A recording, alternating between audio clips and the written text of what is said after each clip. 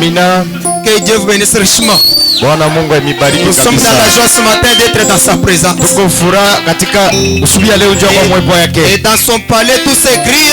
Na mnyumba yake tunalalamika. Tout s'écrie. Amen. Tout s'écrie. Gloire, gloire. Amen. Que Dieu soit loué.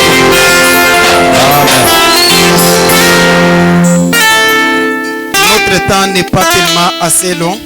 Hatuna na wakati mrefu kabisa. Nous allons vous prier de vous lever. Tunamiomba msimame. Nous sommes très contents ce matin d'être encore parmi les vivants.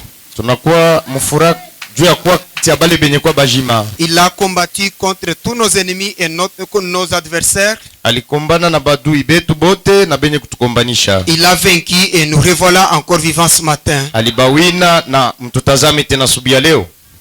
Que Dieu soit loué. Mungu apewe Nous sifa. n'avons rien à lui retourner. Hatuna na kia kumrudishia. À tout moment, nous n'avons que des remerciements. Wakati yote tunakuwa tuna mashukrani. Qu'il soit loué pour cela. Basi apewe sifa kwa ajili ya Il soit ile. glorifié pour cela. Atukuzwe juu ya ile. Il soit exalté pour cela. Anyanyuliwe juu ya ile. Il soit le maître de toutes choses. Awe mwalimu yule ya vitu vyote. Nous allons ouvrir nos Bibles dans le livre de Marc. Tufungule vitabu vyetu ndani ya kitabu ya Marko. Nous avons commencé avec ce livre depuis mercredi. Tulianza na hii kitabu tokea siku ya kazi tatu. Nous prenons Marc chapitre 10. Tunabeba sura yake ya 10. Nous allons lire que les trois... Nous allons commencer à lire à partir du verset 16. Tutaanza kuanzia pa mstari ya 16. Et nous allons lire les trois premiers versets. Vous allez vous asseoir. Tutasoma mistari ile ya kwanza kisha ke mtekala. Je ne voudrais pas vous tenir debout alors que je n'ai même pas quelque chose à vous donner. Sipende kumishimamisha sana japo sina kitu ya Nous kumipatia. allons nous attendre tous à lui. Shebote tutajongojea kwake. Nous avons dit Marc chapitre 10 verset 17. Marko sura yake ya 10 Verset 17. verset 17. Comme Jésus se mettant en chemin,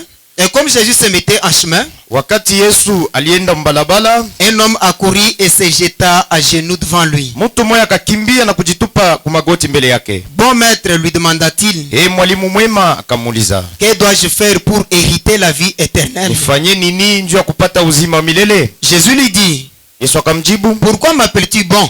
kwa nini unaniita mwema? Il n'y a de bon que Dieu seul. Mwema ni paka Mungu peke Tu yake. connais les commandements. Mwenye unajua amri, Tu ne commettras point d'adultère. hauwezi kufanya usharati, Tu ne tueras point. hautaua kamwe, Tu ne déroberas point. hauwezi kuiba, Tu ne diras point de faux témoignages. hauwezi kushuhudia uongo, Tu ne feras tort à personne. hauwezi kufanya kibaya kwa mtu. Honore ton père et ta mère. Heshimu baba na mama. Vous pouvez vous asseoir.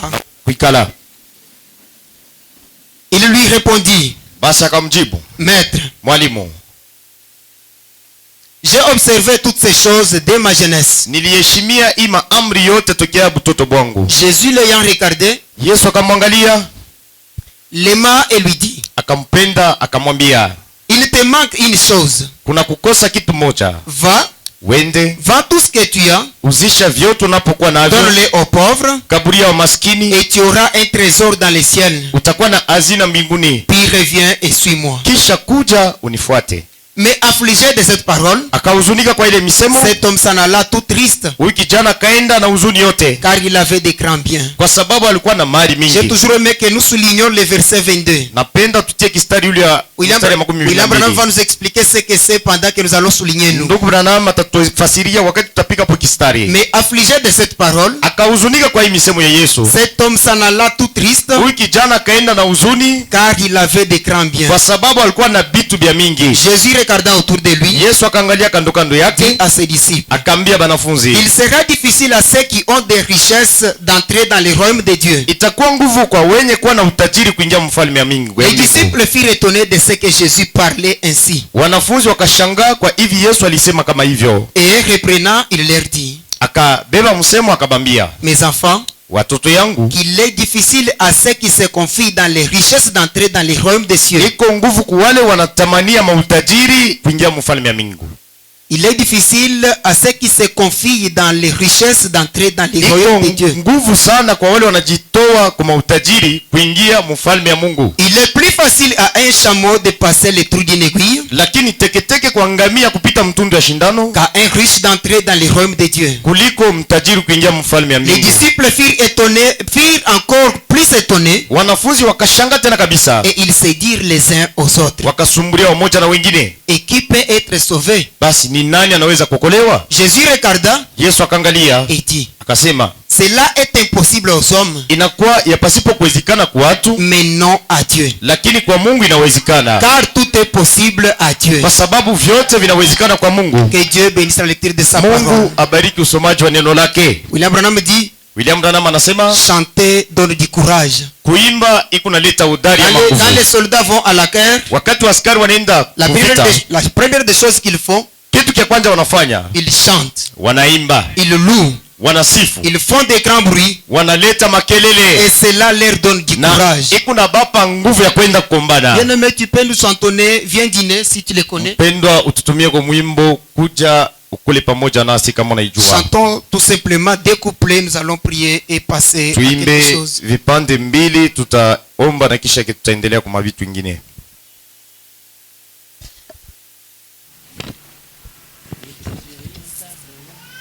Viens dîner.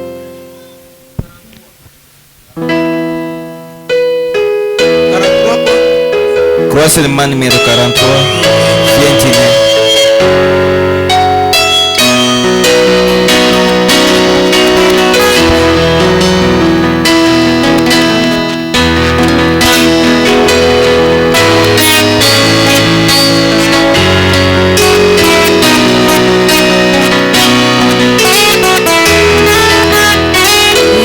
Jésus a une table où descendait Dieu sont nourris. Il invite son peuple, dit viens dîner. Il nourrit avec sa main pour voir tous nos besoins. C'est bon de souper avec lui tout le temps. Oh oui, viens dîner. Et me rappeler, viens dîner. Alléluia, qui peut fêter à sa table. Oh oui, lui qui a nourri la foule et changeant de l'eau en vin, et l'appelle à la famille, viens dîner.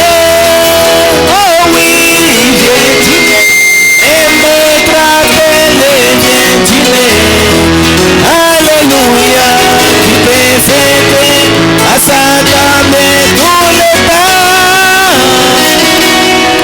Lui qui a nourri la foule et changeant de l'eau en vin, et l'appelle à la famille, viens dîner. Oui, les disciples débarquèrent à l'obéissance à Christ, car le maître les appelle, viens dîner. Oui, là ils trouvèrent leur désir, pain et poisson sur les feux, ils satisfait les affamés tout le temps. Oh oui, viens dîner, mais rappelez, viens dîner. Alléluia, tu me fais à tous les temps. Oh oui, lui qui a nourri la foule et changé de l'eau en vin, et l'appelle à la famille, viens dîner.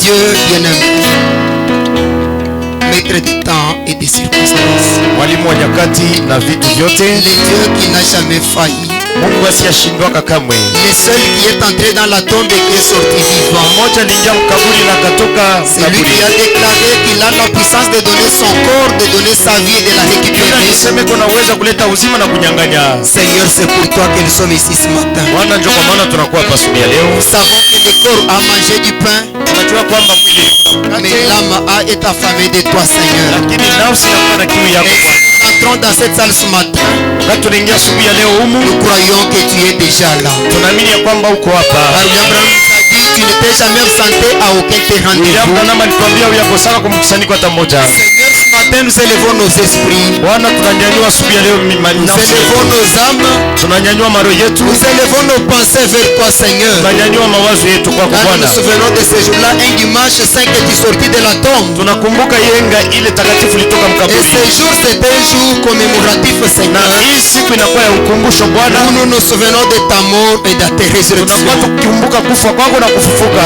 Descends ce matin, Seigneur, parmi nous. Shuka asubuhi ya leo.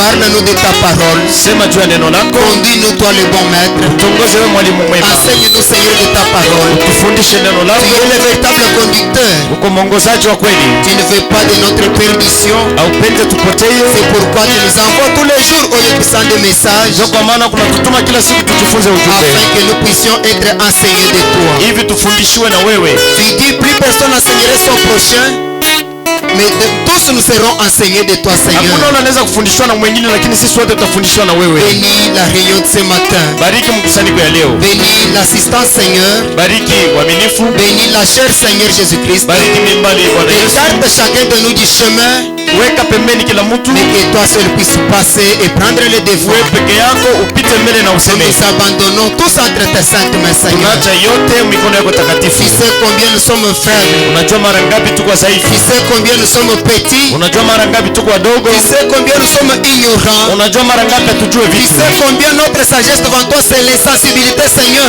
Unajua mara ngapi kujua kwetu hakuna na mafaa mbele yako. C'est pourquoi nous nous attendons à toi. Ndio kwa maana tunajitoa kwako. Prends les devants. Beba.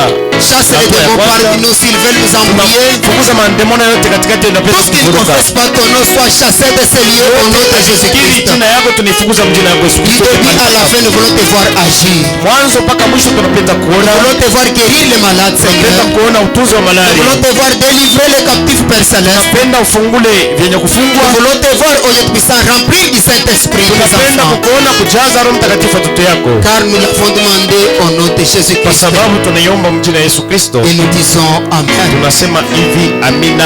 Amen. Amen. Nous parcourons ces derniers temps un petit sujet que nous avons pris. Tunakuwa tukisemezea kakishina kadogo kenye William tulibeba. Branham l'avait intitulé Être conduit. William Branham aliipanga sana vile kuongozwa. Être conduit, oui. Kuongozwa. Depuis le mercredi, nous avons vu une marche, la démarche, les plans d'application de cet enfant. Tokea mkazi tatu tuliona namna ya kuanzia hapo kutembea kwa mtoto. Comme William Branham nous a, ce que nous venons de lire au livre, dans le livre de Marc chapitre 10. Yenye tunatoka mkusoma ndani ya Marko sura ya 10. C'était un jeune garçon qui avait reçu une bonne éducation dans sa famille. Ilikuwa ni kijana mwanaume alipata mafundisho mwema ndani ya jamaa yake. Et William Branham nous a conduit à ce que nous puissions aller consulter les grands médecins. Na William Branham alituambia twende tukaone wanganga wakubwa. Le médecin, lui, qui chaque fois qu'il veut diagnostiquer, chaque fois qu'il veut administrer un remède, Munganga ule kwa naleta dawa kwa wa malari. il commence toujours par diagnostiquer les cas. Atanzia mbele pale ya kumupa dawa ipasha ajue malari yake. C'est ainsi que William Branham nous a parlé comment Jésus a parcouru les cas de ces garçons. Ndio kwa maana ndugu Branham alituambia namna kani ule Yesu alinya maisha ya huyu kijana ndio Il kuongoza. a étudié à peu près 3 et 4 plans de la vie de ces garçons. Alijifunza vipande 4 ya huyu mtoto. Il dit le premier plan, Anasema mapu ya kwanza c'était son plan éducation. ilikuwa ni hali ya majifunzo yake. Et sur le plan éducation, les garçons avaient Na satisfait. pa mambo ya kufunda ule mtoto aliweza kabisa. Le deuxième plan, c'était ses compétences personnelles. Mapu ya pili ilikuwa ni mauwezaji ya kipekee. Et sur ce plan, Na pa ile hatua les garçons avaient encore satisfait avec grande distinction. ule kijana alijua amo na kuweza tena kabisa. William Branham dit la preuve qu'il avait distingué, William Branham anasema kionyesho kusema aliweza c'était parce qu'à 18 ans seulement, il était tellement riche. ilikuwa ni miaka 18 alikuwa mtajiri. Son père l'avait enseigné comment faire des commerces. Baba yake alimfundisha namna kani kuchuruza. Ses professeurs l'avaient enseigné comment être un bon homme de business, un bon businessman. Balimu yake balimfundisha namna kani kuuza na kuuzisha. Il y avait encore un troisième plan. Kulikuwa tena mapu ya tatu. C'était le plan religieux. Ilikuwa ni pa mambo ya kidini. Et sur ce plan, Na pa hii hatua les garçons ont répondu correctement à Jésus, kijana alijibu kabisa mzuri kwa Yesu. lui disant que les commandements j'en ai fait depuis ma Akamwambia jeunesse. kwamba amri miliishi tokea mtoto yangu. Mais quand ce fut le quatrième plan, Wakati ilifika pa mapu ya 4 il a échoué avec grande distinction. alishindwa kabisa. C'était le plan la vie éternelle. Ilikuwa ni pa mambo ya uzima ya milele. Et Frère Branham nous a dit, Na ndugu Branham anatuambia avoir les compétences dans la vie de faire quelque chose, kujua kufanya kitu mambo fulani mu maisha c'est une bonne chose. inakuwa ni kitu kizuri Mais kabisa. penser que cela peut nous conduire à avoir la vie éternelle, Lakini kama unaamini ya kwamba inaweza kupeleka mzima voilà milele, encore un autre échec. pale ni kushindwa tena. Avoir une religion, Kuwa na dini c'est une bonne chose. inakuwa ni kitu kizuri. Mais penser que la religion peut nous conduire à avoir la vie éternelle, Kuanzia kwamba dini inaweza kukuongoza kupata uzima milele, voilà encore un autre échec. pale inakuwa tena kushindwa La kabisa. religion n'est qu'une simple couverture dont toute personne a besoin de se couvrir. Dini inakuwa tu ni likanda mule mtu ako nilifinika amo. Chacun de nous a besoin d'avoir une religion. Kila mtu anapaswa kuwa na dini yake. Les garçons sur le plan religion, il en avait. Huyu kijana mambo ya dini alikuwa na dini. Chacun de nous a été enseigné à un certain moment de sa vie. Kila mmoja balimfundisha mwatua mwa Il fulani y ya a eu de maisha. ceux-là qui ont eu la chance d'aller à l'école maternelle. Huko bale balikuwa balipata bahati ya kwenda kwa masomo ya chini. Il y a eu ya de ceux-là maternelle. qui ont eu la chance d'aller à l'école primaire. Bale balipata bahati ya kwenda ku primary. D'autres en ont eu la chance d'aller à l'école secondaire. Wengine balipata bahati ya kwenda ku sekondari. D'autres sont allés plus loin même à l'école aux universités. Wengine bakaenda kwa masomo ya juu ya university. Mais cela, Lakini sur ile le plan le salut, pa mambo ya okovu c'est encore un échec. inakuwa tena ni kushindwa. Et le prophète nous a dit, Nabii anatuambia le docteur Jésus-Christ munganga Yesu Kristo ne pouvait pas se comporter comme les charlatans de ce monde. ashikuweza kuongoza batu saa vile bafumu ya hii Il dunia. peut administrer l'aspirine et penser que c'est terminé alors que le mal de tête persiste. Dawa ya aspirin anazania kwamba kunaisha japo malari ingari. Lui se met toujours à diagnostiquer les cas. Yeye anapasha mbele kujua ni kintu kanikiku na kuangaisha. Et ce matin, nous allons parcourir quelques cas qu'il a diagnostiqués. Asubuhi ya leo tutaona ni bintu kanibile aliona mwetu. Aujourd'hui, nous n'allons pas faire les retours parce que je ne suis pas prédicateur, vous le savez. Leo hatutarudia kumkongo kwa sababu mnajua shina mhubiri. Quand nous essayons de retourner, ça nous prend du temps. Kama tunapima kurudia mbia mkongo tubeba Pour wakati. vous qui n'étaient pas au cours de la semaine, Mwebala mkukua masiku ya mjuma hii. nous vous souhaitons la bienvenue cette journée de dimanche. Tunamitakia kuja kuzuri mwii siku ya yenga. C'est que je sais que chaque fois que la parole est prêchée, Ile mimi najua wakati yote neno banayubi. c'est une dose de médicament qui est apportée aux malades. Inakuwa ni kipimo ya dawa ile banapatia Et wa un magonjwa. véritable malade, Na wa malari c'est un véritable malade wa malari wa kweli qui a besoin de la guérison. uleko na tamania kupata matunzo. C'est celui qui respecte toute l'ordonnance du médecin. Uleko naheshimia daftari ya dawa yote ni munganga nimpatia. Il est dit que s'absenter à l'église c'est un péché. Banasema kulofo kanisa ni zambi. Peu importe la raison que vous avez, Hata kama unakuwa na sababu kani. on ne s'en disconvient pas parce que c'est la parole qui a Hapana dit. kuikatala kwa sababu neno ndio lisema. La parole a dit, Neno linasema nous y disons tout simplement Amen et je nous passons. tunasema tu amina na tunaenda kumbele. William Branham nous a dit, William Branham anatuambia peu importe qui nous sommes, hata kile tunakuwa, peu importe où nous sommes, hata pale tuiko, Dieu ne force personne à faire quelque chose. Mungu ashisukumake mtu kufanya kitu. La seule chose qu'il donne à l'homme, Kitu kile anapatia mtu c'est le libre arbitre. ni kuchakula kwako wewe mwenyewe. L'action de choisir librement. Anakupatia uhuru ya kuchakula. Tu as le droit de choisir soit la mort, Uko na mapasho ya kuchakula wala lufu soit la vie. au bushima. Cela ne dépend que de toi Ile seul. inaambatana na uchakuzi yako. Lui, ce qu'il fait, ce n'est que te donner le chemin à suivre. Yeye kile anapenda kukupatia ni njia ile unaweza Le kufuata. garçon avait compris que c'était un bon maître. Ule kijana alielewa kwamba Yesu alikuwa mwalimu Il mwema. savait que cet homme, tout ce qu'il dit, cela peut conduire à la vie éternelle. Alijua kwamba yote ile Yesu atasema itamuongoza kuzimu wa Mais milele. dommage pour lui, Lakini kwa ole il kwake s'est confié à sa richesse. akajitoma utajiri La yake. Bible dit il avait des grands biens là dans le monde où il venait. Biblia inasema alikuwa na vitu vya mingi mudunia mule alikuwa. Quand Jésus lui a dit d'aller vendre, Wakati Yesu alimuonesha wende ukabiuzisha, d'aller distribuer, wende ukabikabule, il a pensé au dur labeur qu'il a effectué. akawaza mateso na mangaiko ile alifanya. Combien de temps il a fait pour réunir tous ces moyens? Wakati ngapi alipitisha njuu ya kuenesha vile vyote Comment alikuwa il navyo. a souffert pour avoir cela? Namna kana aliteseka njuu ya kuvipata. Et le seul choix qu'il devait faire, ce n'était que refuser ce que Jésus avait dit. Ile uchakuzi alipaswa kufanya ni kukatala kile Yesu alimuomba. Et avec le temps, nous verrons ce qui lui est arrivé dans le monde où il est rentré. Na wakati tutaona mudunia mule alirudia. Jésus dit, malheur à ceux qui se confient à leur richesse. Yesu anasema ole kubali wanatumainia mautajiri yao. Il leur sera difficile d'entrer dans le royaume de Dieu. Itabakuia nguvu kuingia mfalme ya Je ne Mungu. voudrais pas beaucoup parler aujourd'hui comme je vous l'avais annoncé. Sipende kusema bia mingi sababu mimi Nous allons lire simplement l'ordonnance du médecin. Shetu tutasoma tu daftari ya dawa ya Et mganga. chacun de nous va se placer là où il doit se placer. Na kila mtu atajipanga pale anapaswa La kujipanga. seule raison pour laquelle il nous a appelés, Sababu njoo ya ile alituita c'est la vie éternelle. ni kupata uzima ya Il ne milele.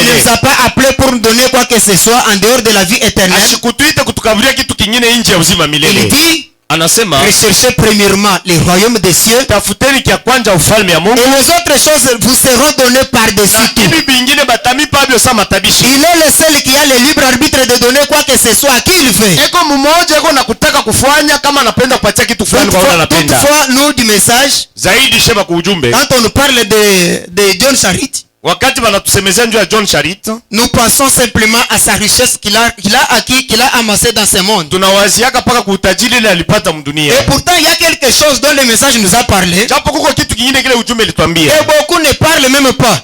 Ba mingi abasemezea kitu. Beaucoup oublient un autre côté de ce monsieur. Beko na sababu kipande ya maisha ya huyu ndugu. John Charit a travaillé sur deux plans. John Charit alitumika mpande Sur mbili. le plan physique et matériel. Mukimwili na mubintu. Oui, sur le plan physique, matériel et financier. Na mukifeza tena. Et il a aussi travaillé sur le plan spirituel. Alitumika na muhali ya kiroho. Mais à côté de toutes ces choses, Pembeni ya hivi vitu vyote, John Charit, William Branham dit, il a passé des années sans donner naissance à un enfant. John Charit alipitisha miaka pasipo kuzala. Et William Branham dit, William Branham anasema quand Dieu a ouvert la porte de bénédiction, wakati Mungu alimfungulia mlango ya baraka, sur le plan financier, mambo ya kifedha il était béni. alibarikiwa. Sur le plan matériel, Mambo ya binti il était béni. alibarikiwa. Il a fini par donner naissance à des enfants. Alizala na batoto. Et cela aussi, c'était une bénédiction. Na ile nayo ilikuwa ni baraka. Oui, oui. Ndiyo. Il nous donne le libre arbitre de choisir. Anakupatia uhuru ya kuchakula. Prenons un peu plus rapidement être conduit. Mahubiri kuongozwa. Nous allons prendre être conduit. Tutabeba hii mahubiri kuongozwa. Être conduit, excusez-moi, je vous ai dit, moi j'utilise simplement la table du message.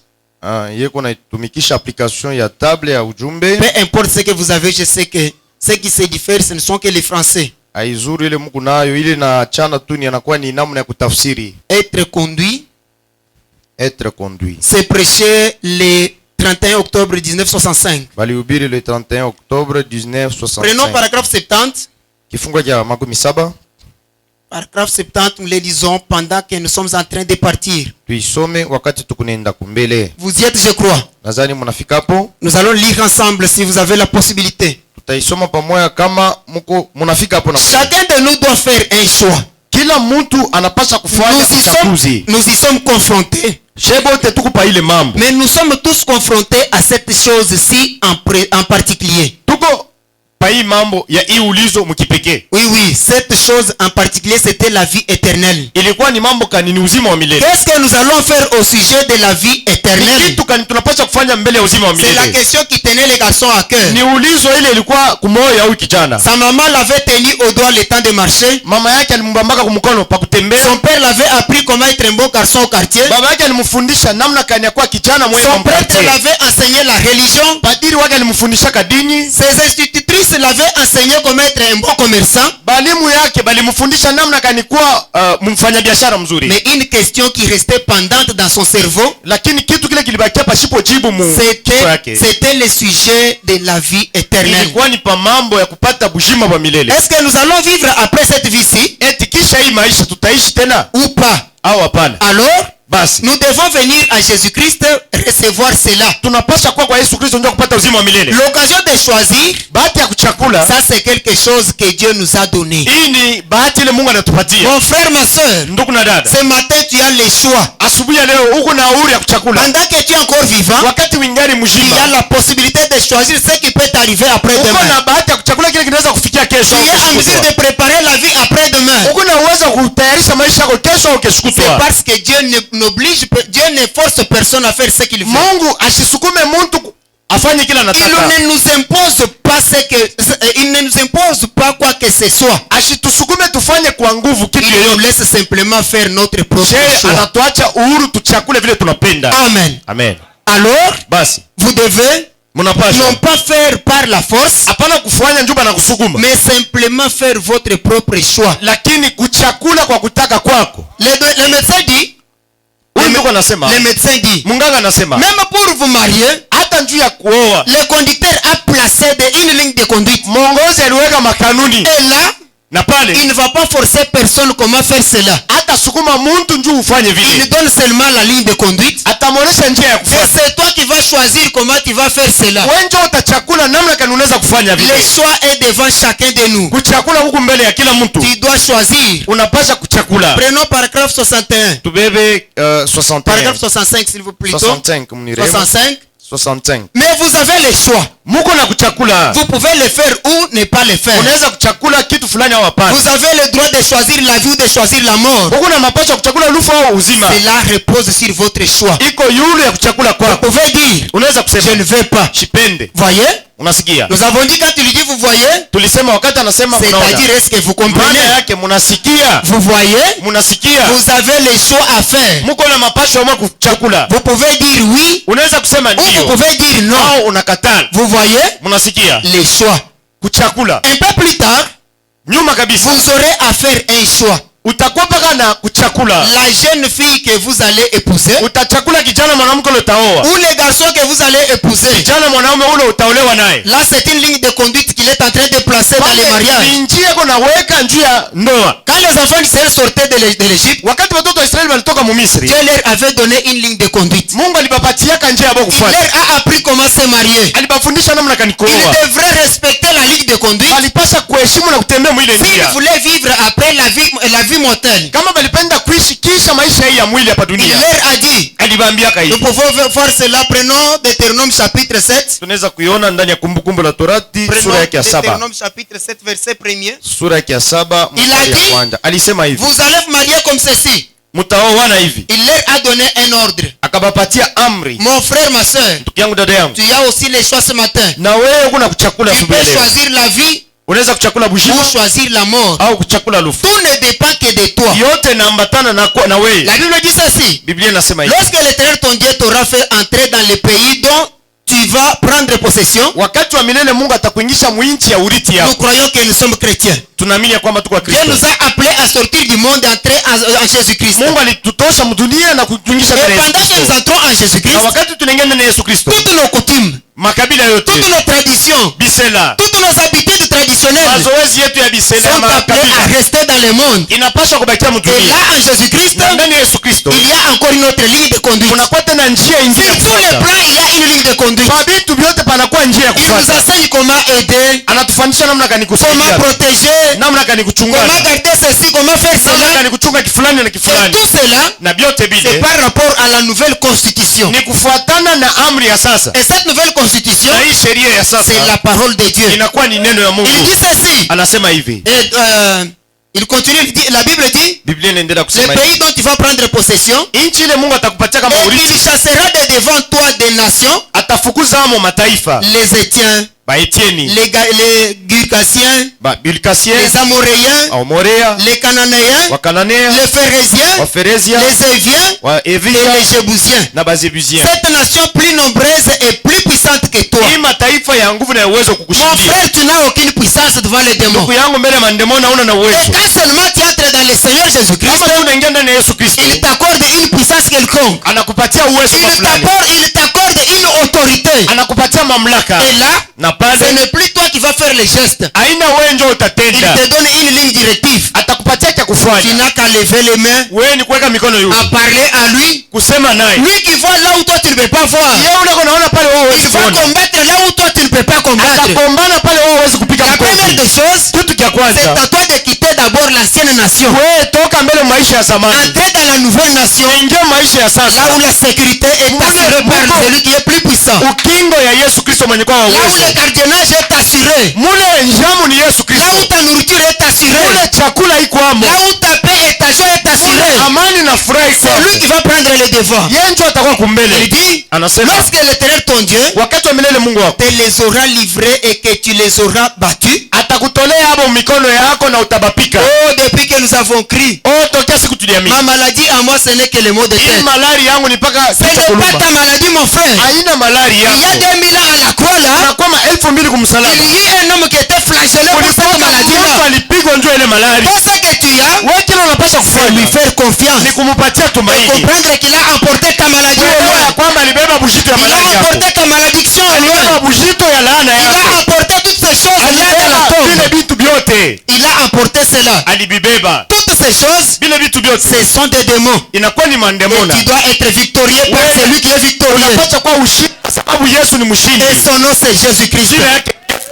Il dit, anasema hivi. lorsque l'Éternel ton Dieu te les aura livrés, Wakati wa milele Mungu atakutolea hiyo tu mikono as yako. l'autorité sur tous les démons qui te tourmentent. Uko na mamlaka yule mandemona Tu tu as de l'autorité sur tous les démons qui tourmentent ta maison. Uko na mamlaka yule mandemona kunangaisha Tu nyumba as yako. de l'autorité sur tous les démons qui tourmentent tes enfants. Uko na mamlaka yule mandemona kunangaisha watoto Même yako. s'ils se méconduisent aujourd'hui, Hata kama wanajongoza mbaya ne te leo. laisse pas faire. Hapana kujacha. Ne te laisse pas faire. Usijachilie. Même s'ils ne t'écoutent pas aujourd'hui tes enfants. Hata kama leo habakushikia. Même si ta femme ne t'écoute pas. Wala mke wako asikusikie Même leo. si ton mari ne t'écoute Au pas. bwana yako Il asikushikie. y a un secret. Wewe uko na siri moja. Tout ce qui les embrouille, Yote kuna bangaisha. ce sont les démons. Ni mandemona Mais tu. il y a un moyen. Lakini kuko namna C'est moja. le nom de Jésus-Christ. Kwa ni jina Yesu Kristo. Par lui la victoire est certaine. Pale ushindi ni vya kweli. Tu ne connais, il dit, Anasema hivi. tu ne, lorsque l'Éternel ton Dieu te les aura livrés et que tu les auras battus, Wa milele Mungu atakutolea hapo na utabapika. tu les dévoueras par interdit. Wewe utabaua.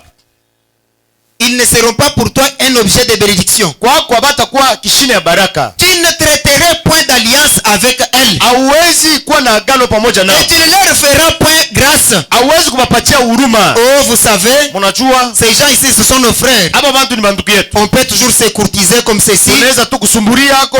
Parler comme des habitants d'un seul pays, le Congo. Kusumburia sababu bana nchi ya nchi C'est ya normal. Kongo ni mzuri.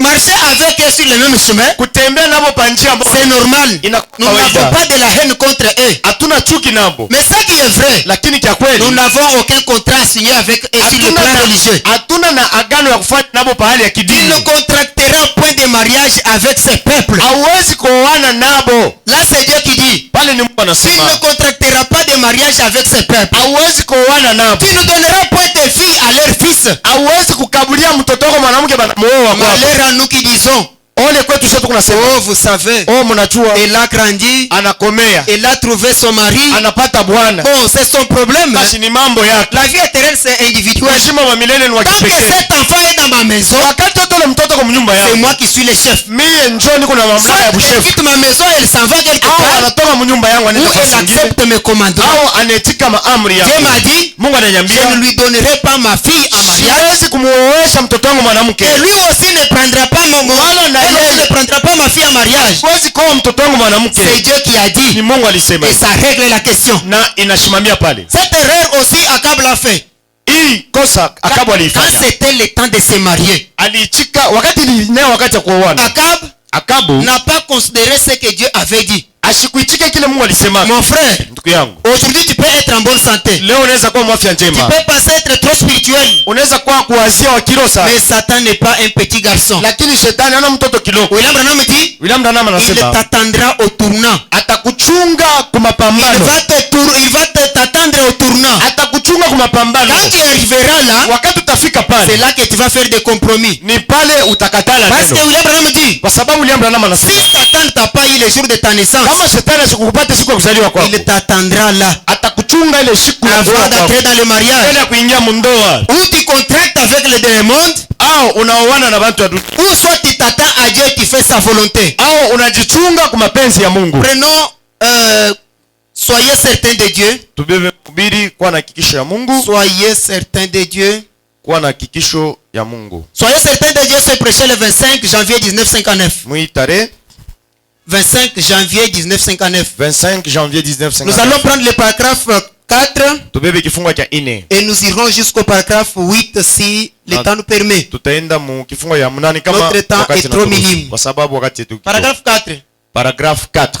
William Branham dit ceci. William Branham anasema Vous hivi. voyez, Munasikia? Akab régnait en Israël Akabu alitawala à Mwisraeli. cette époque-là. Mwile wakati Vous pouvez avoir une bonne conduite. unaweza kuwa na maisha Vous mzuri. pouvez avoir une bonne éducation. Unaweza kupata mafundisho Vous mzuri. pouvez avoir une bonne religion. Unaweza kuwa na dini mzuri. Mais Lakini gardez ce que Dieu a dit, kuchunga kile Mungu anasema c'est une autre chose. inakuwa ni mambo Parce que ingine. là repose la vie Kwa éternelle. sababu pale peko mshimo Ce n'est Babeli. pas ce que vous connaissez en tête qui va vous sauver. Haina kile wewe unajua mkichwa C'est kitakokoa. la foi accordée à ce que lui a dit Lakini qui sauve. ni imani mkile Yesu Vous alisema devez hataki croire à kuokoa. votre salut. Amini mwokovu Et yako. quand un homme est sauvé, Na wakati mtu anakolewa, il ne peut pas se comporter comme n'importe qui. asiwezi kuishi sawa vile mtu wote. Il a une conduite. Eko na namna ya kuishi Parce que kwake. c'est un prince. Kwa sababu anakuwa ni Dans ce melkia. monde, un prince, Mwi dunia, prince, prince, peu importe son âge, ijapokuwa miaka ile uko nayo, il a en lui une chose qui lui dit je suis un prince. ndani yake kuna kile kiko namuonesha kwamba Même niko s'il prince. joue parmi d'autres enfants, Hata kama kuna cheza na batoto mais bengine, quelque part en lui, ndani yake il y a une nature. muko hali mo Il lui fulani. dit ça, Iko namwambia ce hii n'est pas notre endroit. haina fashi yetu. Ça, ce ne sont pas nos choses. Haina vitu vyetu. Akab aussi savait cela. Akabu naye alichwaka Mais vile. arrivé au moment de se marier, Fika wakati ya kuoa, il s'est trompé de choix. akatoka mu njia. Il dit, il régnait sur Israël. Alikuwa anatawala yule wa Israeli. Il fut le plus méchant de tous les rois d'Israël. Alikuwa mfalme mubaya wa Israeli mzima. Aucun roi n'avait été aussi méchant qu'Akab. Hakuna mfalme mwingine alikuwa kama vile Akabu. Pourquoi?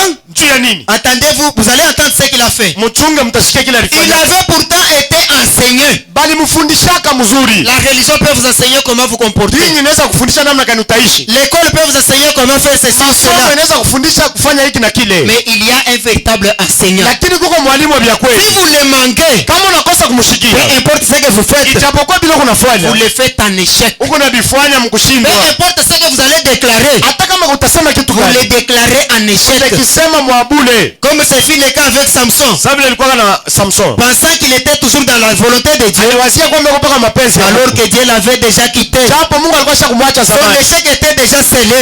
Ushindi ilikuwa kuingia mkati. Heureusement pour lui, Kwa eri il a reconnu à la fin. alitambua kumwisho. Il a compris qu'il y avait encore un Dieu. Alielewa kwamba kuko Mungu. Il y avait encore de la chevelure qui poussait sur sa tête. Kulikuwa nywele raza tena kote. Il y avait encore une occasion de rentrer à la communion. Hata kuweza kurudia muungano. Il y avait encore une chance de retourner à l'amitié Kwa avec Dieu. bahati ya kurudia mburafiki na Mungu. Il a dit encore une fois Seigneur. Akasema mara nyingine Bwana, Mais il ne voulait pas encore vivre. asikupenda tena kuishi. Malgré que cela était une chance. Hata kama ilikuwa ni bahati. Il n'a pas désiré la vie. Asikupenda tena kuishi. Il a désiré la mort. Alipendelea Malgré kufa. que la chance était encore Hata là. kama bahati ilikuwa ingali. Ndi? Anasema Encore une fois Seigneur. mara nyingine tena Bwana, Je vais mourir avec ces Philistins. nikufe na Bafilistin. Alors qu'il devrait demander de vivre. Japo alipasha kuomba apate Il kuishi. savait que c'était déjà tard. Alijua kwamba ilikuwa shakuwa nyuma. Akab avait pourtant été enseigné. Akabu balimfundishaka Et mzuri. il savait ce qu'il devrait faire. Na alijua kenye alipasha Mais kufanya. il continua néanmoins de déplaire à Dieu Akaendelea kumkosea Mungu dans toutes ses actions. mu matendo yake yote. Bien qu'il eut une grande armée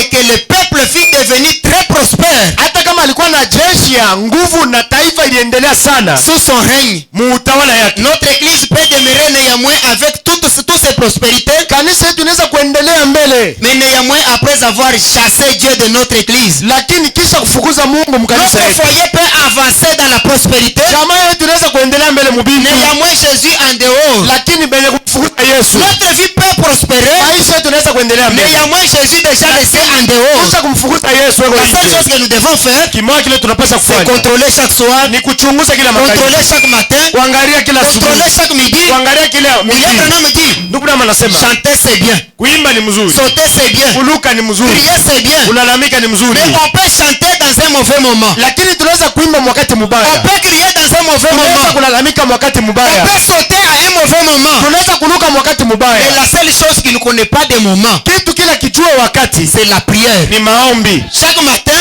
Kila asubuhi dans la prière. mu maombi, Chaque midi, kila midi dans la prière. mu maombi, Chaque soir, kila magharibi dans la prière. ni maombi, Chaque instant, kila wakati, jusqu'à ce que le Seigneur nous révèle où est-ce que nous avons laissé sa parole. mpaka pale Mungu atufunulie ni wapi tuliachia Il neno lake. est le même Dieu qui s'est souvenu de Samson. Eko mmoja Mungu alikumbuka Samson, Il est le même Dieu qui s'est souvenu des autres ni gens. mmoja Mungu alikumbuka watu wengine, Il demeure le même ce matin. anabakia mmoja asubuhi ya leo. William Branham continue, il dit, Ndugu Branham anasema et hivi, puis, kisha lorsque son mariage, lors de son mariage, wakati ya kuoa kwake, au lieu d'épouser quelqu'un parmi son peuple, baada ya kuoa mtoto wa Israeli katikati yake, il alla épouser une pécheresse, akaenda kuoa mtenda zambi mpagano, une idolâtre mtu mwabudu sanamu, qui adorait des idoles. kuna anaanza kuabudu masanamu. Il épousa Jézabel. Akaoa Yezabeli, Oui. ndiyo Et elle n'était pas une croyante. ashiku kwake mwaminifu. Tu peux choisir la beauté. Unaweza kuchakula buzuri, Tu peux choisir la taille. unachakula burefu, Tu peux choisir le français. unachakula Tu Kifaransa, peux choisir la famille. unachakula jamaa ya kwenda kuingia. Néanmoins, pouvez choisir une païenne. lakini unaoa mpagano, Cela c'est aussi une porte qui peut vous ouvrir la porte de l'enfer. kwa mlango itakufungulia ngenda, C'est aussi une clé qui peut vous ouvrir la porte de l'enfer. fungula itakufungulia ngenda. Tout ça, Yote c'est ile le médecin qui est en train de diagnostiquer les cas. ni munganga eko naangalia ni nini aendeke Il kwetu, nous dit ce que nous devons faire eko natuambia kenye tunapaswa kufanya afin que nous soyons dans la parfaite communion avec sa parole. pate kuwa muungano kamilifu naye. William Branham continue, il dit, Ndugu nama anaendesha kusema, et jamais na kamwe un croyant ne devrait épouser un incroyant. mwaminifu asiwezi kuoa mpagano En aucun cas, hata siku moja. on devrait toujours se marier entre croyants. Tunapaswa kuoana mpaka kuamini kwetu. Il dit en aucun cas. Anasema hata munamna yaje. Oh, vous savez, je l'ai engrossé quand nous étions encore des Unajua païens. mimi mpaka mimba wakati tulikuwa tungali bapagano. Mais maintenant, comme tu connais la Hata vérité, sasa sasa vile unajua njia ya kufuata. en aucun cas. Hata siku moja. Oh, nous nous sommes aimés quand elle était encore jeune. Oh, tulipendana wakati tulikuwa Quand biasi. j'ai croisé le message, Wakati mimi nilipatana na je ne ujumbe. voulais pas briser le vœu. Sikupenda kuvunja kiapo Le yako. vœu que toi tu avais fait. Kiapo kanulifanyaka Toi qui wewe. étais d'abord un païen, Wewe ulikuwa ingali mpagano. elle qui était encore un Yeye païen, alikuwa ingali mpagano. quel vœu que tu avais fait? Kiapo kanulifanyaka naye. William Branham dit le vœu devient un vœu William Branham anasema kiapo kiku cha quand kweli. tu le fais avec sincérité. Wakati unakifanya mkujua kile Comment unafanya. un païen Hapana mpagano. qui a fait un mauvais vœu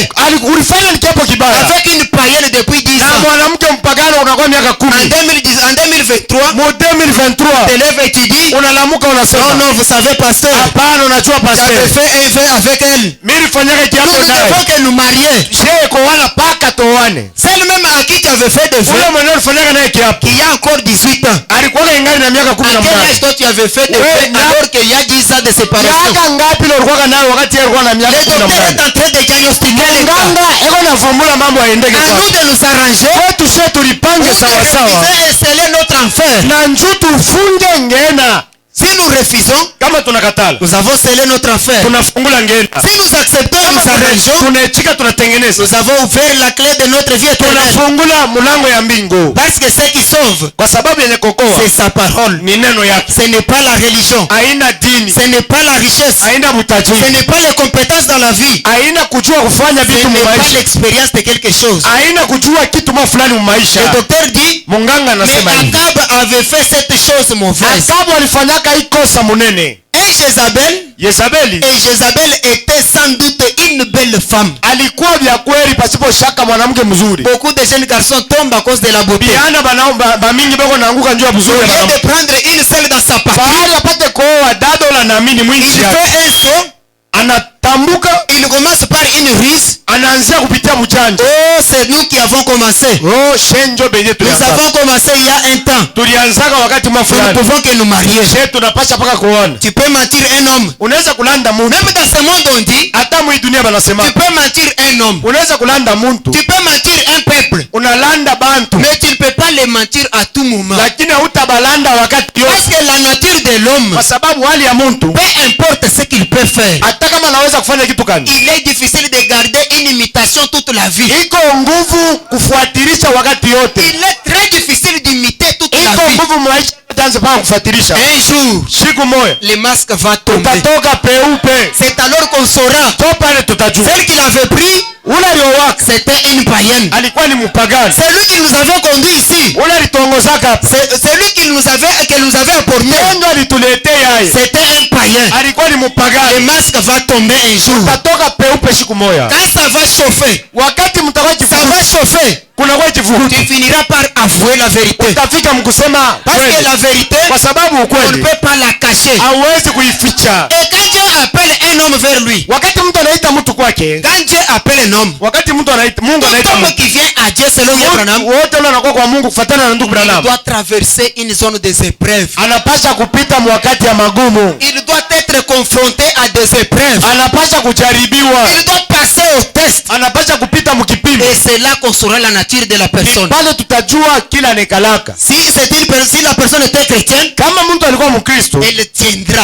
atashikamana. Si c'est un païen, Kama ni mpagano, le langage changera. ni msemee ita. Oh non, on ne savait pas que ça serait comme ceci. Je hatukujua kwamba njoo hivi vitakuwa. Mes frères, vos messages ici, Banduku, hii nyema ujumbe avec yenu vos histoires ici, na mamambo yenu hii. avec ces choses Na ici, hivi vitu vyenu. oh, c'est à c'est par ce temps-là mwile wakati que nous yenyewe allons comprendre ce que tu étais. tutavumbula kile ulikuyaka. William Branham dit, Ndugu Branham anasema hivi, quand un homme est appelé de Dieu, wakati Mungu anaita mtu il doit passer par des épreuves. anapasha kumjaribu. Il est arrivé une fois là à Babylone. Ilifika siku moja Babiloni. Mon frère, ma soeur, Ndugu yangu, ta vie que tu peux mener aujourd'hui maisha yanaweza kuishi leo peut être une source de bénédiction pour les autres, inaweza kuwa chemchemu ya baraka juu ya bengine, ou soit une source de malédiction pour les autres. au chemchemu ya laana juu ya bengine. Mais la chose à faire, Kitu cha kufanya, nous n'avons pas regardé ce que l'un fait. hatuwezi kuangalia kile ule Nous n'avons unafanya pas regardé ce que l'autre fait. au kile ule mwingine atafanya. Ce que nous devons faire, Kile sisi tunapaswa kufanya c'est chaque soir kila magharibi placer le miroir devant nous. tuweke neno mbele yetu, Regardez d'abord nous-mêmes au travers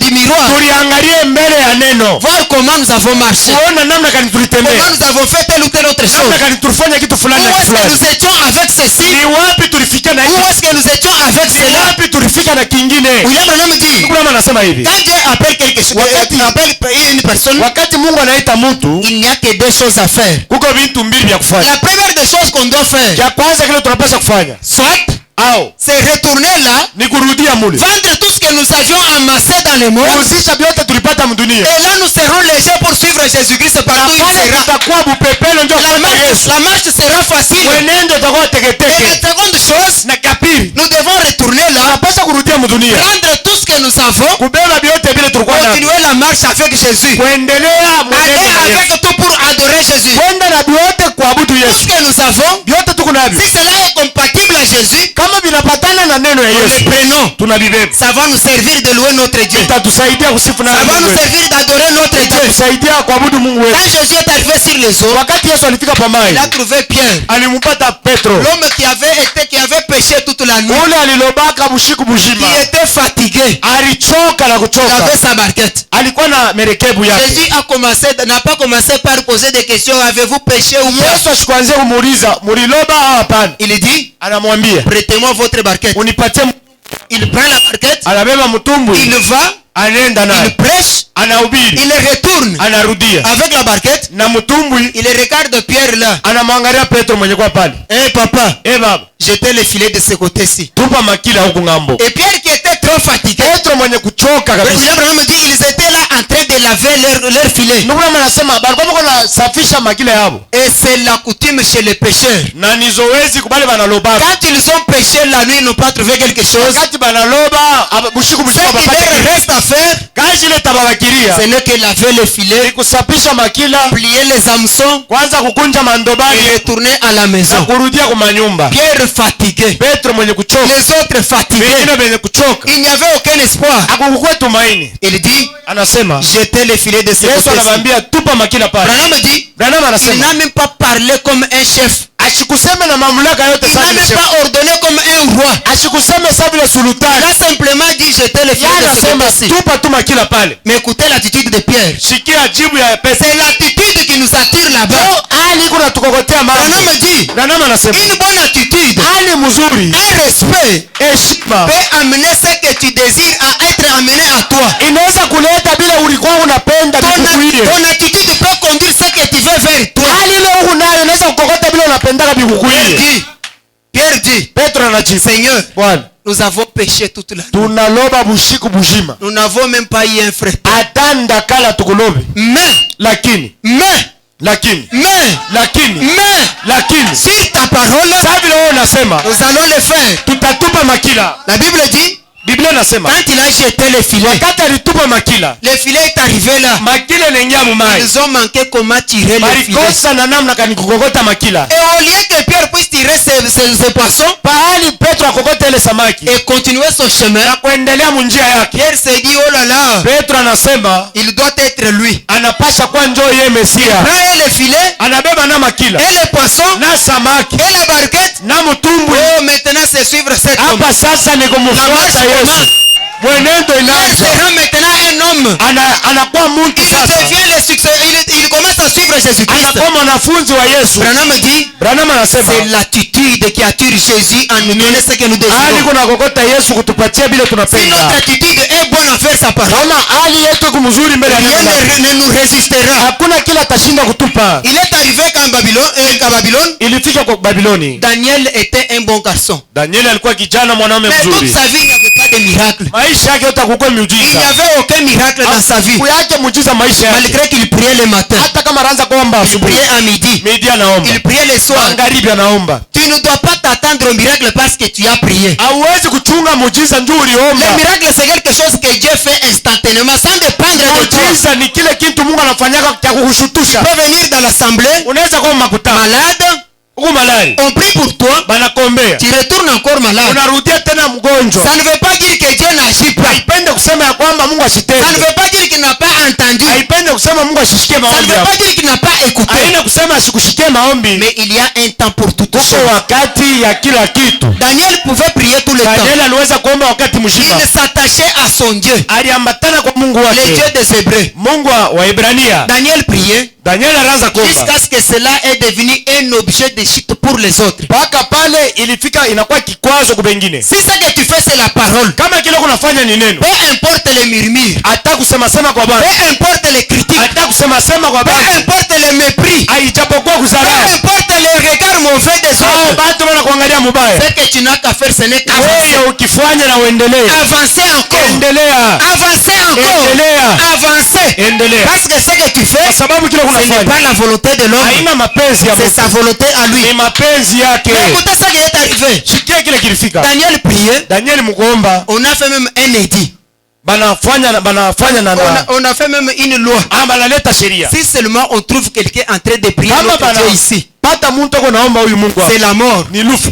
Mais pour Dieu, Kwa Mungu lui ne voyait pas la mort. yashi kwanza kona lufu. La chose a continué. Mambo La yaendelea. chose a continué. Mambo yaendelea. Daniel, Danieli dans la fosse au lion. munjimu ya bansi. C'est là maintenant que le miracle a commencé. Njoo mule mujiza Le ilianzia. miracle pour lequel Daniel a prié, Mujiza ile yenye Daniel ça ne aliomba. s'est pas accompli pendant qu'il priait là. Haikufanike wakati anaanza Pendant kuomba. qu'il priait matin, midi, Wakati soir, anaanza kuomba asubuhi, midi, il magharibi. n'y avait pas de miracle. Hakufanike miujiza. Mais pendant qu'il est descendu dans la fosse au Wakati lion, alishuka munjimu ya basimba. le Seigneur est descendu. Bwana alishuka hapo. Il s'est interposé entre lui Anasimama katikati ya Danieli na basimba. et cela a changé la donne. Na ikabadilisha mambo. L'histoire a changé. Mambo kabadilika. Ceux qui se prenaient pour des adversaires Bale wanaanza kutombola njoo sont batu. devenus les adorateurs de Daniel. Bakakuwa babu tu ya Danieli. Ils ont pris Daniel pour Dieu. Bakabora Danieli anakuwa Mungu. Daniel, Nous allons te faire une statue. tutakufanisha kisanamu. On a étalé la statue. Anaweka kisanamu En pale. commençant par le roi Kuanzia kwa mfalme jusqu'au petit chien. mpaka na kwa imbwa. Tout le monde adorait la statue de Daniel. Wote kuabudu kisanamu. La vie que tu peux mener Maisha leo unaweza kuishi peut leo. apporter le trouble à quelqu'un d'autre là-bas. Inaweza kuleta mvurugo kwa mtu C'est mwingine. pourquoi tu dois toujours vérifier ta vie. Wewe chunguza mpaka La maisha yako. vérifier le soir, Chunguza hayo la magharibi. vérifier le matin. Asubuhi. Parce que Kwa sababu derrière cela, il y a quelque chose qui peut se kwa faire. Kongo ile kunaweza kufanyika kitu La mafuta. statue était étalée. Sanamu baliweka pale. C'était pour les Babyloniens. Ilikuwa ni juu ya wakaji wa On va Babiloni. adorer notre statue. Oh, tutaabudu sanamu. Daniel était un homme bon. Danieli ni mtu Il mwema. a vaincu la fosse au lion. Aliwina C'est un sheshemu ya miracle masimba. qu'il a fait.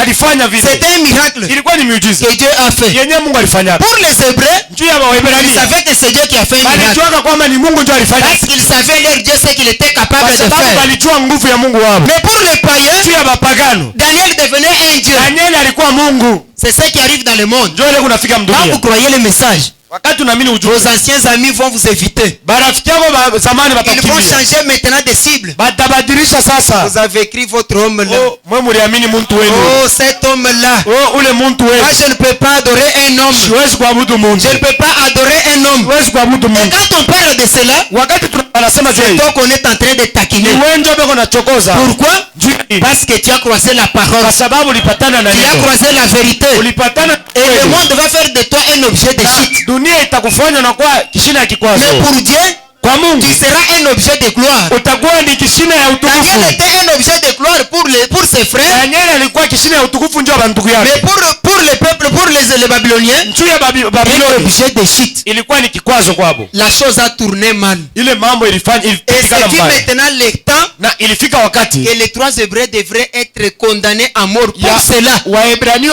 watatu walipaswa kufa njoo ya ile Alors mambo. que Daniel avait vécu mieux, Danieli aliishi mzuri. avait vécu la vie qu'il devrait mener. Maisha ile alipaswa kuishi. Mais cela est devenu une condamnation pour ses frères. lakini ikakuwa hukumu juu ya bandugu yako. Oh mon frère, ma soeur, Oh ndugu na dada, peu importe ce que le monde fait, hata ile dunia peu kunafanya, importe ce que la famille dit, ijapokuwa ile jamaa oh kunasema, ici chez nous, oh huko quand tu maries ta première fille, wakati unaoa mtoto tu dois amener la dot chez quelqu'un d'autre. unapaswa kupeleka mali kwa Quand tu mwingine. dois faire ceci, Wakati unafanya hiki, tout ça c'est bien. yote vile ni Mais vizuri. tant que c'est la coutume, Wakati yote ni ça kikabila, part en contradiction de la parole. inaenda mkupinganisha Soit neno. c'est renoncer à cela, Au ni kuikatala s'attacher à Dieu, kujiunga kwa ou Mungu, c'est renoncer à Dieu, au ni kukatala Mungu s'attacher à cela. na kwenda Mais kukikabila. peu importe les choix, Ijapokuwa kuchakula kwako il y a toujours un résultat conséquent. kuko matokeo ya kuchakula kwako, Oui, oui. Les choix que tu fais ile uchaguzi unafanya apportera un résultat proportionnel. italeta matunda kufuatana na kuchakula kwako, Mais la chose est devenue quelque chose de mauvaise. lakini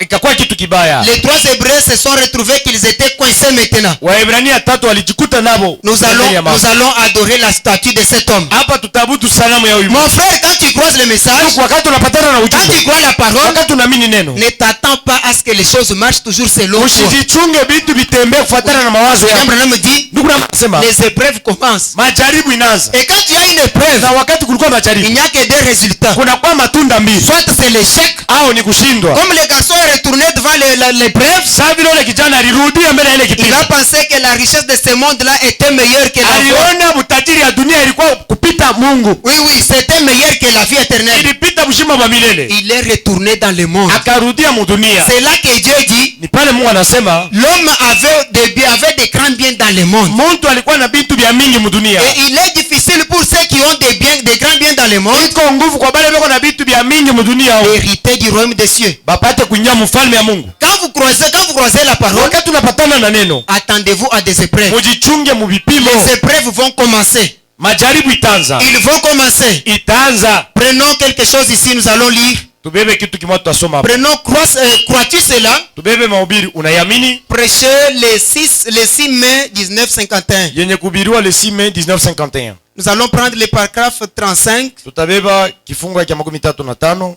Daniel a vaincu dans la fosse au lion. Danieli aliwina shimo ya basimba, Mais cela a apporté des troubles à ses bien-aimés. lakini furuko kwa wapendwa wake. Mais tant que tu restes dans la volonté parfaite de Wakati Dieu, wote unabakia mapenzi kamilifu ya peu Mungu, importe l'agitation que le monde peut t'apporter, ijapokuwa mahangaiko ile dunia inaweza peu kupatia, importe les troubles que cela peut apporter, ijapokuwa magumu ile dunia inaweza il kupatia, se tient là. wewe simama. Et encore, William Branham dit, Na ndugu Rama anasema Dieu ne va pas te forcer à faire quelque chose. Mungu hatakukaza kufanya kitu. Lui ne va t'attendre que voir ce que tu vas faire enfin. Yeye atachunga kukuona kile utafanya mwisho. Daniel a accepté le tourment de la fosse au lion. Daniel alichika mahangaiko ya mchimo ya Il basi. se disait en lui-même, Alisema ndani yake, si c'est la mort, kama ni kufa, gloire à Dieu. utukufu wa Mungu. Si c'est la vie, Kama ni kuishi, gloire à Dieu. utukufu wa Mais Mungu. ce que je sais, Kile mimi najua, je vais mourir en ayant fait la volonté de Dieu. nikufe mkufanya mapenzi ya Mungu. S'il faut mourir, Kama inapasha kufa, tu dois mourir en faisant la volonté de Dieu kufa mu mapenzi ya Mungu,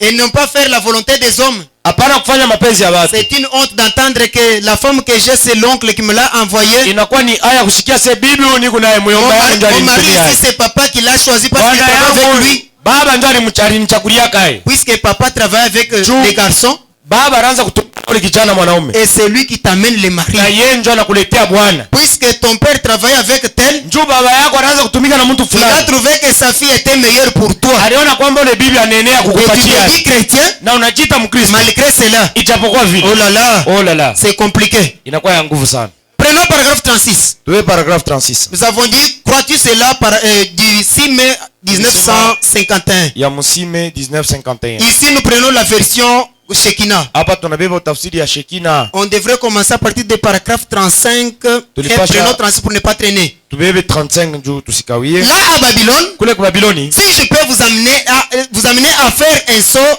en arrière pendant 1 minute. kama tunaweza kurudia kwa dakika kidogo kwa Mkongo. Écoutez attentivement ceci. Mshikie kwa kuteka sikio C'est hili. William Branham qui dit. Ni ndugu na mama kunasema. Il nous demande d'abord de nous ramener en arrière pendant 1 minute. Anatuomba turudie kwa mbele kwa Mkongo kiloko. Il dit, Anasema hivi. là, Pale à Babylone, kwa Babiloni. je peux vous amener à faire un saut en arrière pendant 1 minute. Turudie kwa Mkongo kiloko. Je pense là-bas, Mimi nawazia comment kule. les enfants hébreux, Namna kani batoto bale ba il Ibrania. les a laissés entrer droit dans la fournaise ardente avant qu'ils ne manifestent donc une main. Mungu balibacha banaingia mtanuru ya moto mbele ya kuonekana hamo. Shadrach, Meshach, Abednego. Ils ont refusé d'adorer la statue taillée au visage de leur frère. Balikatala kuabudu sanamu ile balichonga na uso ya Danieli. Alors que japo ils devraient adorer cela pour rester en communion avec les royaumes. Balipasha kuabudu ile sanamu njoo bapakie uhusiano na ile ufalme. Mais William Branham dit, ndugu Branham anasema malgré qu'ils ont refusé cela, japokuwa balikatala, Dieu n'a même pas manifesté sa main. Mungu ashikoonekane hata. Dieu était calme. Mungu alikuwa kimya. Était tranquille. Alikuwa mwenye kusula. Mon cher, ndugu, même quand le ciel devient plus nuageux, hata kama mbingu inakuwa na mawingu, même quand la vie devient de plus en plus compliquée, maisha inakuwa ya nguvu, même quand les troubles battent son plein, mivuruko inakuwa ya mingi, même quand les mariages tanguent comme un bateau sur la mer, ndoa inakuwa sawa vile merekebu kunaenda pa maji, même quand les maladies ravagent la maison, malari inapika nyumba, même quand la maison traverse des moments très difficiles, unapita mbitu vya nguvu, et que tu pries, unaomba, il n'y a même pas un geste. Hakuna jibu. Ce n'est pas que Dieu t'a abandonné. Haina kusema Mungu anakuachilia. Il attend. Eko na chunga. Il attend jusqu'à ce qu'il voie ce que tu vas faire enfin. Eko na chunga kuona kile utafanya. Il attend voir ton attitude envers ce que tu as dit. Eko na chunga kuona hali yako mbele ya kile uliomba. Tu as témoigné que tu es chrétien. Ulishuhudia kusema kwa Mkristo ni mzuri. Tu as témoigné que tu es croyant. Unashuhudia kwamba kwa mwaminifu ni mzuri. Tu as témoigné que tu es croyant du message. Unashuhudia mimi naamini ujumbe ni mzuri. Tu as laissé les cheveux arriver même à la hanche. C'est bien. Nenda paka na mkongo ni mzuri. Tu as porté des longues jupes, c'est mieux. Ulivala mashipi mrefu ni mzuri. Tu as porté des eaux de grande de vates chemises, c'est bien. Unavala mashemizi ya kukuachia fashi ni mzuri. Bien coiffé, c'est bien. Ulikata nywele mwali ya Kikristo ni mzuri. Tu as laissé les dreads de autres choses, c'est bien. Unaacha bimarasta na bingine ni mzuri. Lakini là aussi pale tena il y a quelque chose qui t'attend. Huko kitu kiko na kuchunga. C'est alors que tu confesseras si tu es chrétien ou pas. Ni pale njoo utasema kama uko Mkristo hapana. Le docteur est en train de nous diagnostiquer. Munganga yuko anatuonesha njia. Il est en train de nous montrer où est-ce que nous allons arriver. Anatuonesha wapi pale tunapaswa kufikia. William Branham me dit, ndugu yangu anasema Dieu n'a même pas manifesté sa main. Mungu asikufanya hata alama. Est-ce vrai? Eti kweli? Il vous pose la question. Anatuuliza ulizo, eti ni kweli? Amen. Amen. Shadrach, Meshach et Abednego, ils étaient là. Balikuwa pale. Ils avaient résolu dans leur cœur de ne pas s'incliner devant la statue du roi. Balibeba mipango bashiname mbele ya ile sanamu.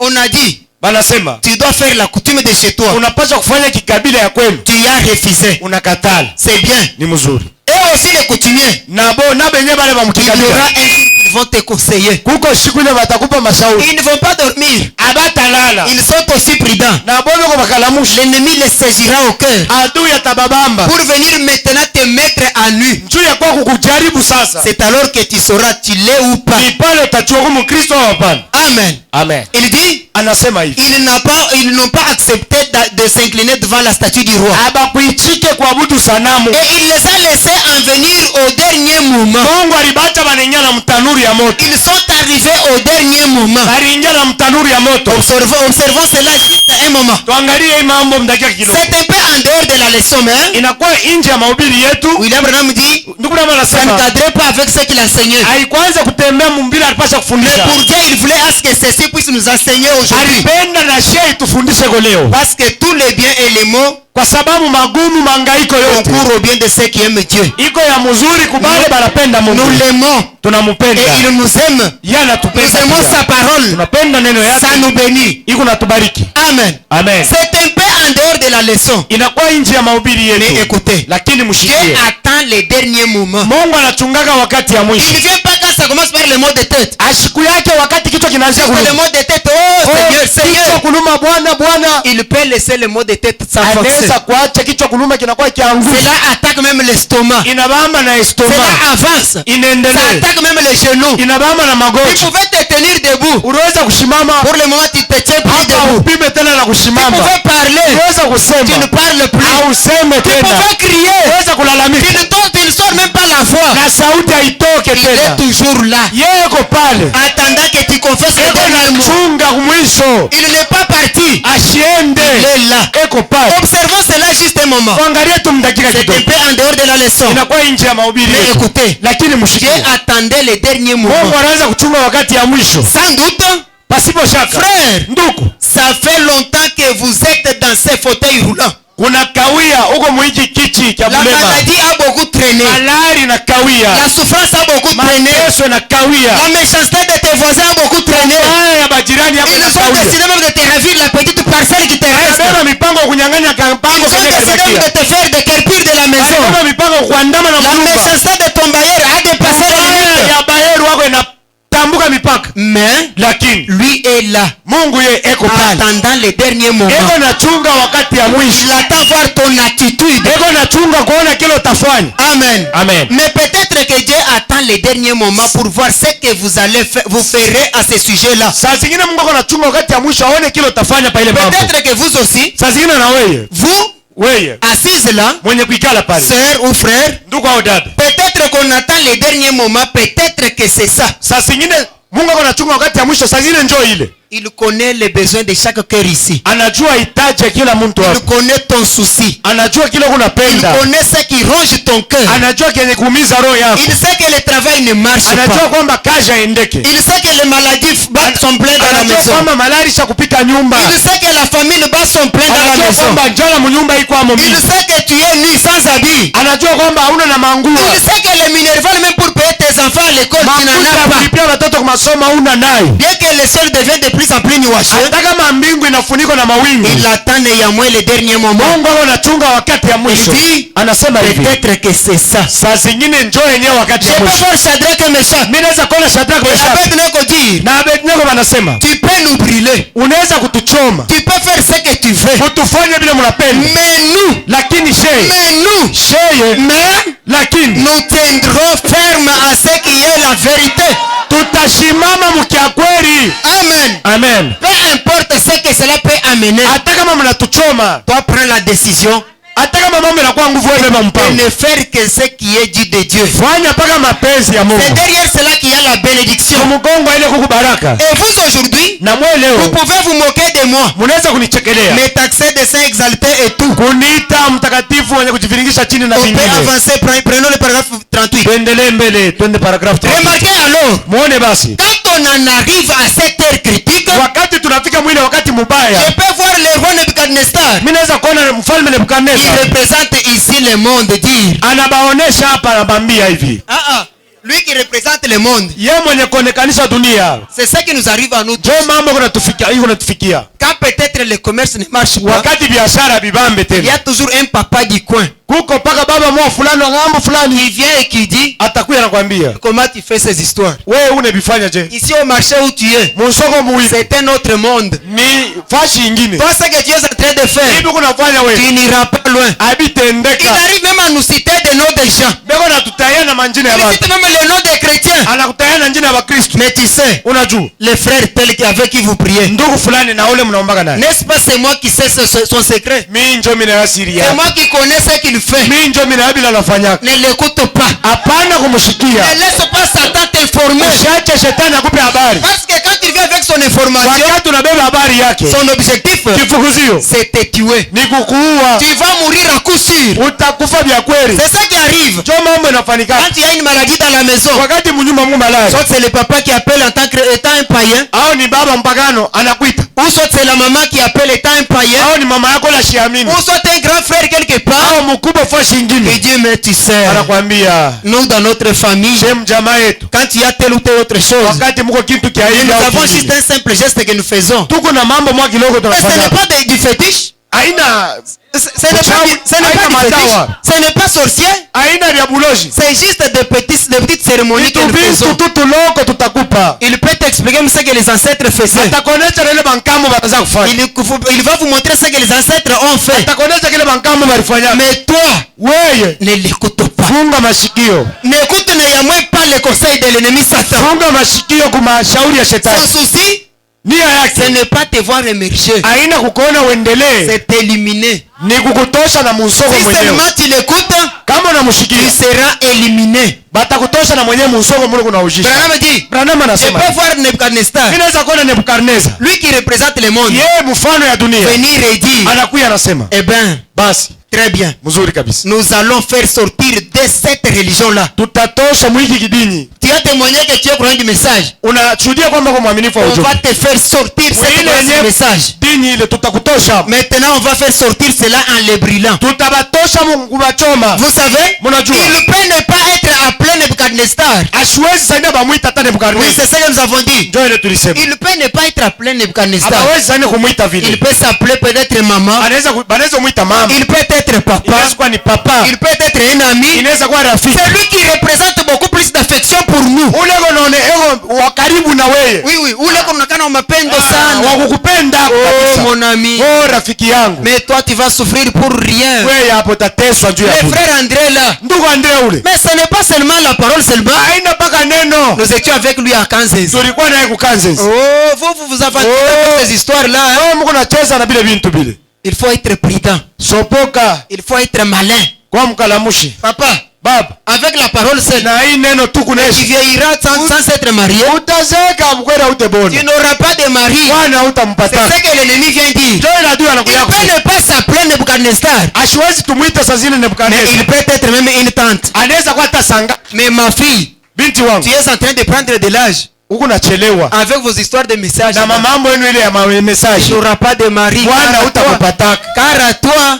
wewe utachelewa tu sais, là où l'autre, là de l'autre église. unajua moyo hivyo mkanisa yenu Mais mule on a consacré son mariage, oui. oh bana anaomba ndoa On a consacré son mariage, oui. anatolea ndoa yake Elle a pris un païen là dans le monde. Ah non, Maintenant, il prie aussi. anaolewa na mpagano peko paka mkipu ilokele Est-ce mule que toi, tu es Dieu pour savoir si tu es croyant ou pas? wewe huko na kipimo cha kupima kama ni mwaminifu au hapana Peut-être c'est un semblant de 3-4 mois. saa zingine ni kusula tu kwa miezi tatu Une au année après, il va se laisser voir sa nature. mwaka moja kisha ataonekana peupe kile iko Le monde dit, dunia inasema les jours que vous lavez le cochon, siku ile unanawisha et nguluwe ce sont les jours que vous allez le manger. njoo siku ile utamguria Si seulement vous le laissez une minute, kama unamwacha dakika à moja la boue, vous le trouverez. utampata Il mpotopo rentrera là. atarudi amo La nature de l'homme n'est jamais cachée. hali ya mtu haifuchamake Nebuchadnezzar Nebukadneza peut se représenter devant toi comme étant la maman, anaweza kuwa mbele yako sawa vile mama peut-être le papa, baba il peut être quelqu'un d'autre. anaweza kuwa mtu mwingine Oh là là. oh la la Mais il demeure quand même lui. lakini anabakia yeye C'est le moqueur. ni bakuchekelea Ok.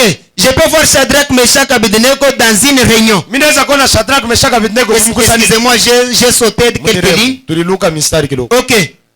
Faire sortir, il peut ne pas être appelé Nebuchadnezzar aujourd'hui. hawezi kusazina kumuita Nebukadneza leo Mais il est toujours sur la terre. yeye ego paka pa dunia Son influence, uvuto yake la moquerie, kuchekelea faire sortir cela en brûlant, kubatosha mkubachoma la moquerie.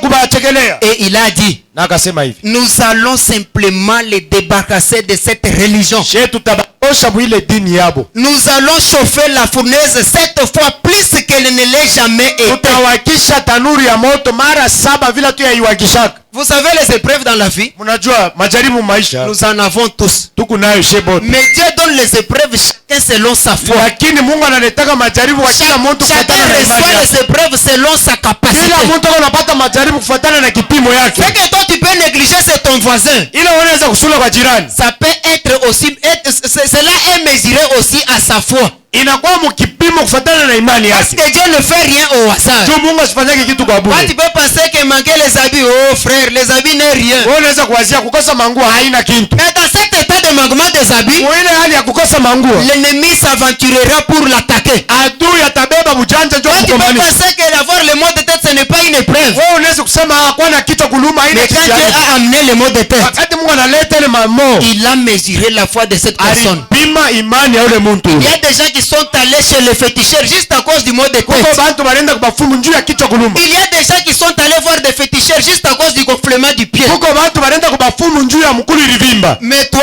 wewe peut-être tu as eu cela. saa zingine ulipata ile À cause de ta foi, tu as transcendé cela et tu as gagné. kwa imani yako uliitambuka na unawina Je peux voir Shadrach, Meshach et Abednego mimi naweza kuona Shadrach Meshach Abednego dans une réunion de prière. mumkusanyiko ya maombi Ils savaient que Dieu était capable. balijua kwamba Mungu alikuwa na uwezo Les voilà effectuer la marche. muone beko natembea Les voilà effectuer la marche beko natembea mule et arriver là. na banafika pale Voir ce qui va arriver. baone kinini kifika Oh là là.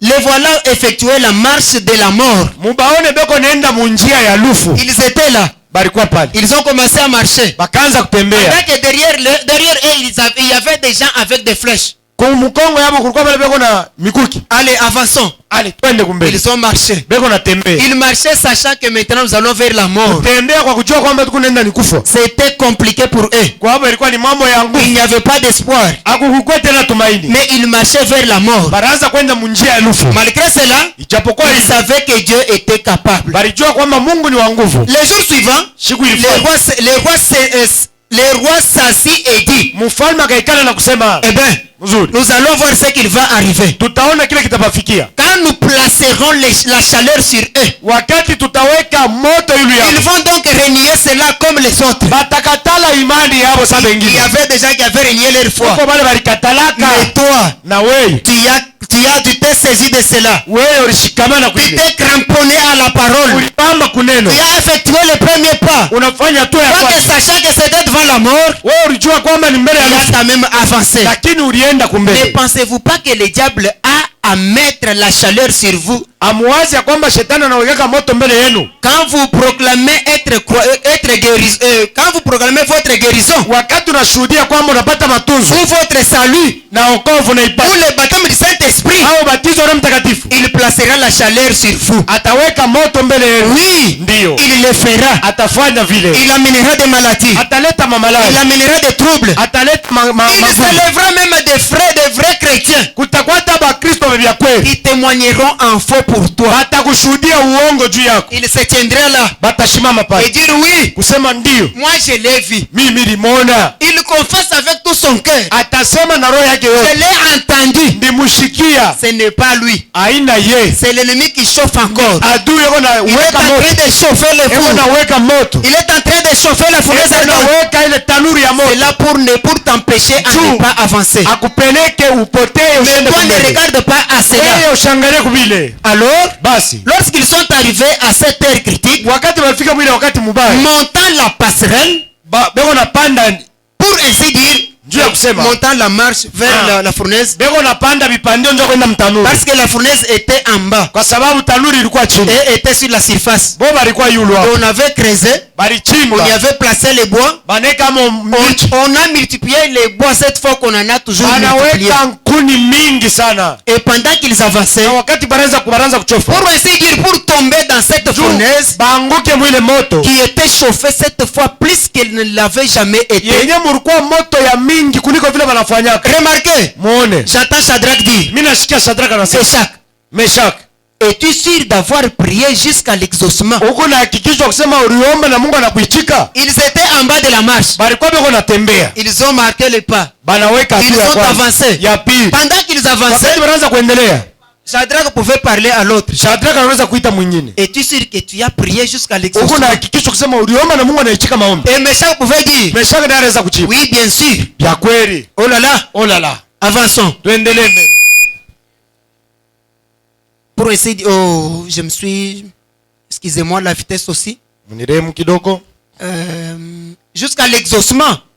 Uliomba. Oh la la. Oh la la, Tu feras mieux d'en être sûr. ni mzuri kuwa na hakikisho kusema Tu dois uliomba, être sûr que tu es unapaswa chrétien. kuwa na hakikisho kwamba uko Mkristo, Parce que les épreuves viennent. kwa sababu majaribu yote Les épreuves viendront. yo itakuya paka. Il a dit, Anajibu, oui, j'ai prié jusqu'à l'exaucement. ndiyo mimi niliomba na Mungu Il anaitika maombi. l'a donc saisi par la main. Alimushika basi kwa Le mkono, voilà monté. mubaone beko na panda, Monté. beko na panda Jusqu'à la dernière marche. mpaka hapa kipandio cha mwisho. Il y a quelque chose là où on peut aller plus rapidement. Kuko kitu kimoja pale tunaweza kwenda. Prenons paragraphe 40. Paragraphe 40. C'était le cas avec les membres du congrès.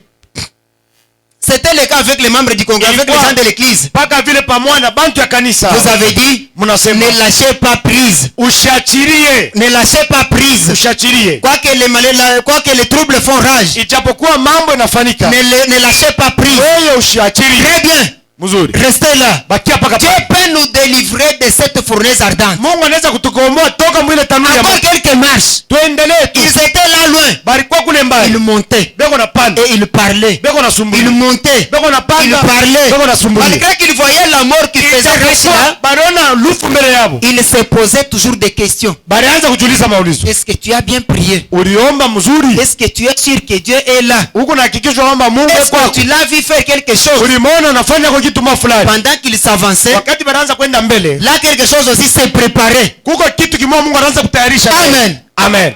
Très bien. Mzuri. Restez juste là. Bakia paka pale. Dieu peut nous délivrer de cette fournaise Mungu anaweza ardente. kututosha mule tanuru ya Encore moto. quelques marches. Muma Je kutembea tu peux kidogo. voir Shadrach regarder Abednego. Mimi naweza kuona Shadraka na mwangalia Pour voir la Abednego. dernière fois avant qu'il entre dans la fournaise. Juu ya kumwangalia kwa mara ya mwisho mbele bengie mumoto. Cela avait l'air bien sombre. Ilikuwa na hali ya mubaya. N'est-ce pas le tableau que je suis en train de peindre pour quelqu'un ici? Njoo mambo ile saa zingine niko nasema njoo ya mtu N'est-ce pas mmoja. là le cas de quelqu'un parmi nous ce Inaweza matin? kuwa mambo ya mtu mmoja hapa asubuhi ya N'est-ce leo. pas là le tableau que quelqu'un est en train de traverser? Inaweza kuwa ni mambo ile mtu mmoja anatambuka N'est-ce hapo. pas là la vie de quelqu'un ce matin ici? Inaweza kuwa maisha ya mtu mmoja Oh là hapa. là, mais Oh là voici là. maintenant la situation. Oneni sasa mambo. Tournons maintenant notre caméra. Tugeuze sasa kuangalia kwetu. Tournons maintenant notre caméra. Tugeuze kuangalia kwetu. Là, dans leur église, il y avait aussi une caméra. Tugeuze makamera yetu. Et cette caméra, c'était spirituel. Ilikuwa ni ya kiroho. Branham dit, Branham anasema tournons maintenant notre caméra. tugeuze sasa macho yetu. Il dit Amen. Anasema amen. Chaque fois qu'il se passe quelque chose ici-bas, Kila wakati pa dunia kama pako nafanyika kitu. Amen. Amen. Chaque fois qu'il y a quelque chose qui se Kama passe ici-bas, pako nafanyika mambo fulani pa dunia. Alléluia. Haleluya. Il dit, Anasema chaque fois qu'il se passe quelque chose kama ici-bas, kuko nafanyika kitu fulani pa dunia. il se passe aussi quelque chose même au même moment. Mungu na Kongo kunafanyika mambo. Amen. Amen. Il se passe aussi là-haut quelque chose au même moment. Mungu kunafanyika kitu fulani paka mwile wakati. Mon frère, Ndugu yangu, quand tu es agité, wakati unapotesha quand tu imani, es troublé, wakati quand unahangaika, tu es attaqué, wakati wanakukomalisha, encombré par des histoires de gauche à droite, unavurukiwa na vitu vya pendant que vitu, tu es dans l'émotion, wakati ingali mwile michemuko, pendant que les choses se passent sur la terre, wakati mambo kunafanyika pa là dunia, au ciel aussi, Dieu n'est pas tranquille. kumingu kule Mungu Il anakimbia est agité. na yeko Il se nahangaishwa, demande qu'est-ce que je vais faire. anajiuliza Qu'est-ce nitafanya que je nini, peux faire maintenant même? nifanye nini hapa Ne sasa. pense pas que tu es seul. Ushiwazia kwamba kuwe Il est en mwenyewe, train d'être agité au ciel. eko natafuta jibu yako Il est kule, agité. eko nahangaika na yeye. William Branham dit, Ndugu yangu anasema quand hivi, quelque chose se passe ici sur la wakati terre, kitu fulani kunafanyika pa dunia, au même moment quelque chose se passe wewe là-haut. wakati mwamba kumbingu kunafanyika na goma. Amen. Amen. Nous les hommes, Shebantu, nous les humains, shebe nous binadamu, regardons que du côté terrestre. tunaangaliaga ngambo ya pa dunia, Ne regarde pas au célibat. hapana kuangalia kubumbalaka, Ne regarde pas à la malédiction. ushangalie kulaana, Ne regarde pas au manque de travail. ushangalie mkukosa Ne kazi, regarde pas à ce qui ne marche pas. ushangalie mubila Ne biendeke, regarde pas aux études qui n'avancent pas. ushangalie masomo Ne ayende regarde mbele, pas au travail qui ne marche pas. ushangalie kazi ayendeke, Ne regarde pas seulement à ton marché qui ne marche pas. ushangalie soko aibambe Le tena, business ne marche pas. business aibambe, Ceci ne tienne pas. oh abibambe Il y a tena, ceci de l'autre côté. kungambo huku mambo. Mais écoute bien. Lakini sikia mzuri, Nous les humains, shebantu, nous regardons souvent du côté terrestre. tunaangaliaga kubya kimwili, Mais tournons nos caméras. tugeuze macho yetu Regardons là-haut. tuangalie mbinguni. Il est agité.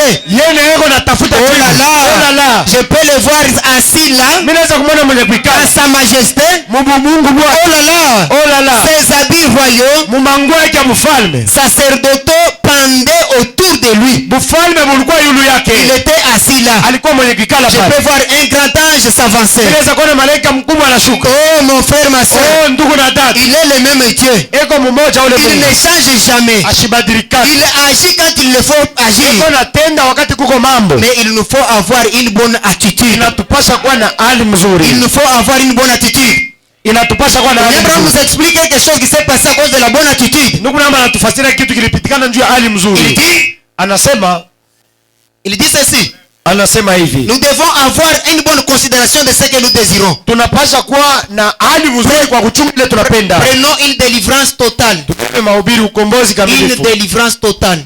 Ukombozi kamilifu. Oh là là. Une délivrance totale. Ukombozi C'est kamilifu. prêché le 12 oh là là, c'est prêché le 12 juillet 1959. Yenye kuhubiriwa le 12 juillet 1954. Prenons paragraphe 12. 12.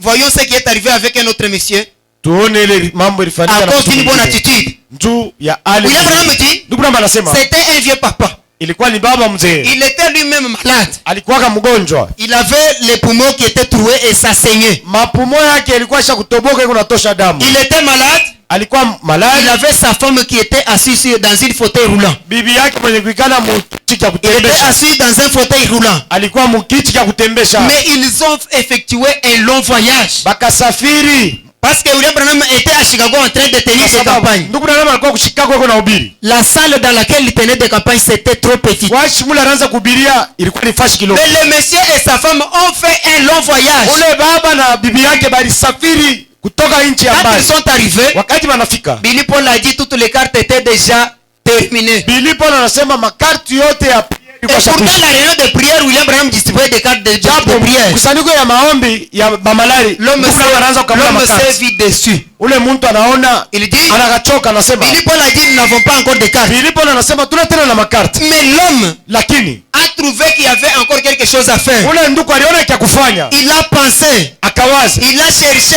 une bonne attitude. akatafuta hali mzuri, Il a essayé de se régler à la parole. akapenda kujipanga kungambo ya neno. On peut le lire rapidement. Tunaweza kuisoma mbio Sa mbio. femme était victime. Nous prenons le paragraphe 12. Je vais avancer là au milieu. Paragraphe 12. Sa femme était une victime de polio Bibi yake alipataka malaria polio, dans un fauteuil roulant. mukiti ya Et elle kujibu. essayait de prendre soin. Elle essayait de prendre soin. Pourriez-vous arranger le micro, ça dérange? Tengeneze kwa micro. Il essayait de prendre soin d'une femme. Pardon. Ok. Et elle essayait de prendre soin d'un homme qui arrivait à peine à se mettre debout. Alikuwa anapima kuchunga kwa mtu mule ule alishimama. Ule sikuwa na namna ya kusimama. Okay. La femme, imaginez une femme Muone mwanamke qui moja était estropiée. alikuwa kwa kilema. L'homme même qui se débrouillait pour que cette femme puisse manger Ule mtu anaanza kuangalia juu ule mtu apate kuja. attaquait du cancer des poumons. Alikuwa na kansa ya pumu. C'était une débandade totale. Ilikuwa ni kupotesha Mais tumaini kwa la vya seule kweli. solution qu'ils avaient, Lakini jibu ile mwa walikuwa nayo c'était arriver là où Branham prêchait ilikuwa ni kufika pale Branham yuko na ubiri. pour voir si Dieu pouvait faire quelque chose pour eux. Juu ya kuona kama Mungu anaweza kufanya kitu kimoja juu Ils yao. ont effectué un voyage. Bakasafiri toka mbali. Peut-être ils pouvaient quitter l'Ikasi Sasa zingine wanaweza kutoka pour Talikasi. venir ici à l'huile. Juu ya kuya humu mulini. Après avoir effectué ce voyage, Kisha kufanya ile safari ya pili. arrivé là, il n'y a pas de carte de visite. Kufika makarti ya maombi haina. Mais écoutez une chose. Mushikie kitu Billy kimoja. Paul lui dit, Billy Paul il anamwambia. a dit, Anasema, je suis désolé monsieur. "Oh, mimi nafadhaika." Il a dit, Anamjibu. ça me ferait plaisir de vous donner une carte de prière. Ilipaswa kunifanya mzuri kukupatia karti ya maombi. Et il a dit, Akamjibu, mais il lakini n'en reste plus qu'une seule. yote shakwisha. Il n'y en a même pas une. Hakuna hata moja Et il inabakia.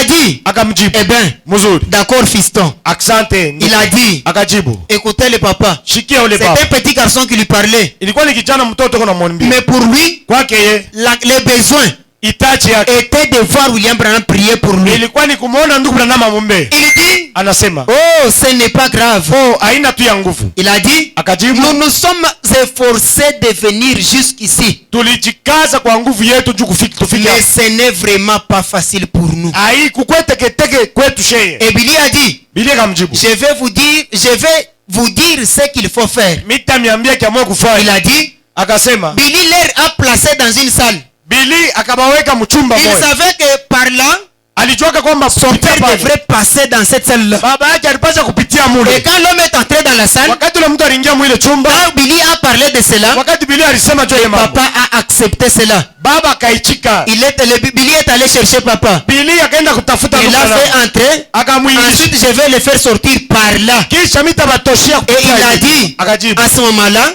mwile wakati dès que vous aurez écouté son message, wakati utasikia ujumbe yake, quand vous allez écouter Frère Branham prêcher, wakati utasikia mahubiri ya ndugu Branham, Billy a encore continué, il a dit, Bili akaendeleza kubambia, alors prenez votre femme et vous rentrez dans cette petite pièce-là, kisha mahubiri ya ndugu Branham, beba bibi yako mrudie mwile chumba hivi, par laquelle je passe et je lui demanderai de prier pour vous. mule atapitia na mitamuomba atamiombea. Oh, il a dit, Oh, akasema c'est un bon geste de ta part, fiston. inakuwa ni kitu kizuri njuu yako toto. Je n'en demande pas plus. Siombe ya kupita hapa. Voilà une attitude. Ona hali mzuri, C'était une bonne attitude. ilikuwa ni hali ya Et mzuri. quand William Branham a prié, Wakati ndugu Branham alimwombea l'homme, ule ndugu, sa femme na bibi yake ainsi que la suite qui est entrée après eux, na bale baringia kisha bo ils ont envoyé une lettre à William Branham. bakamtumia mkanda ndugu Branham Nous sommes guéris, frère Branham. kwamba tunapata matunzo. Oui, bien-aimé. Ndiyo mpendwa, Notre église a besoin d'une communion fraternelle. kanisa yetu kuna lazima ya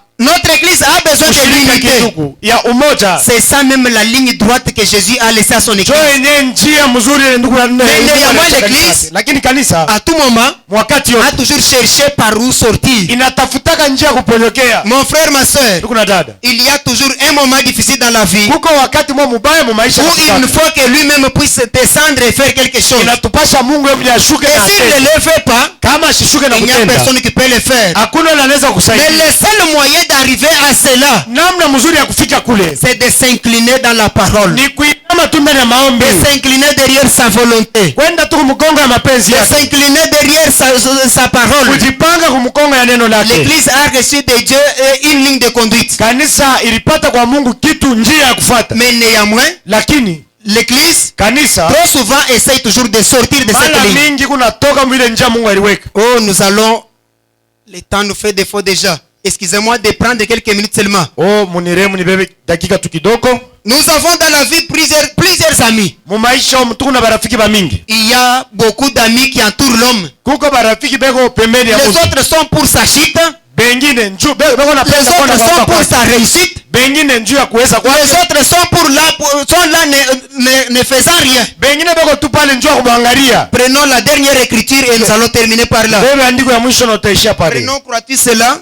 Tubebe mahubiri Du unaamini? 2 avril La 1960. avril 1960.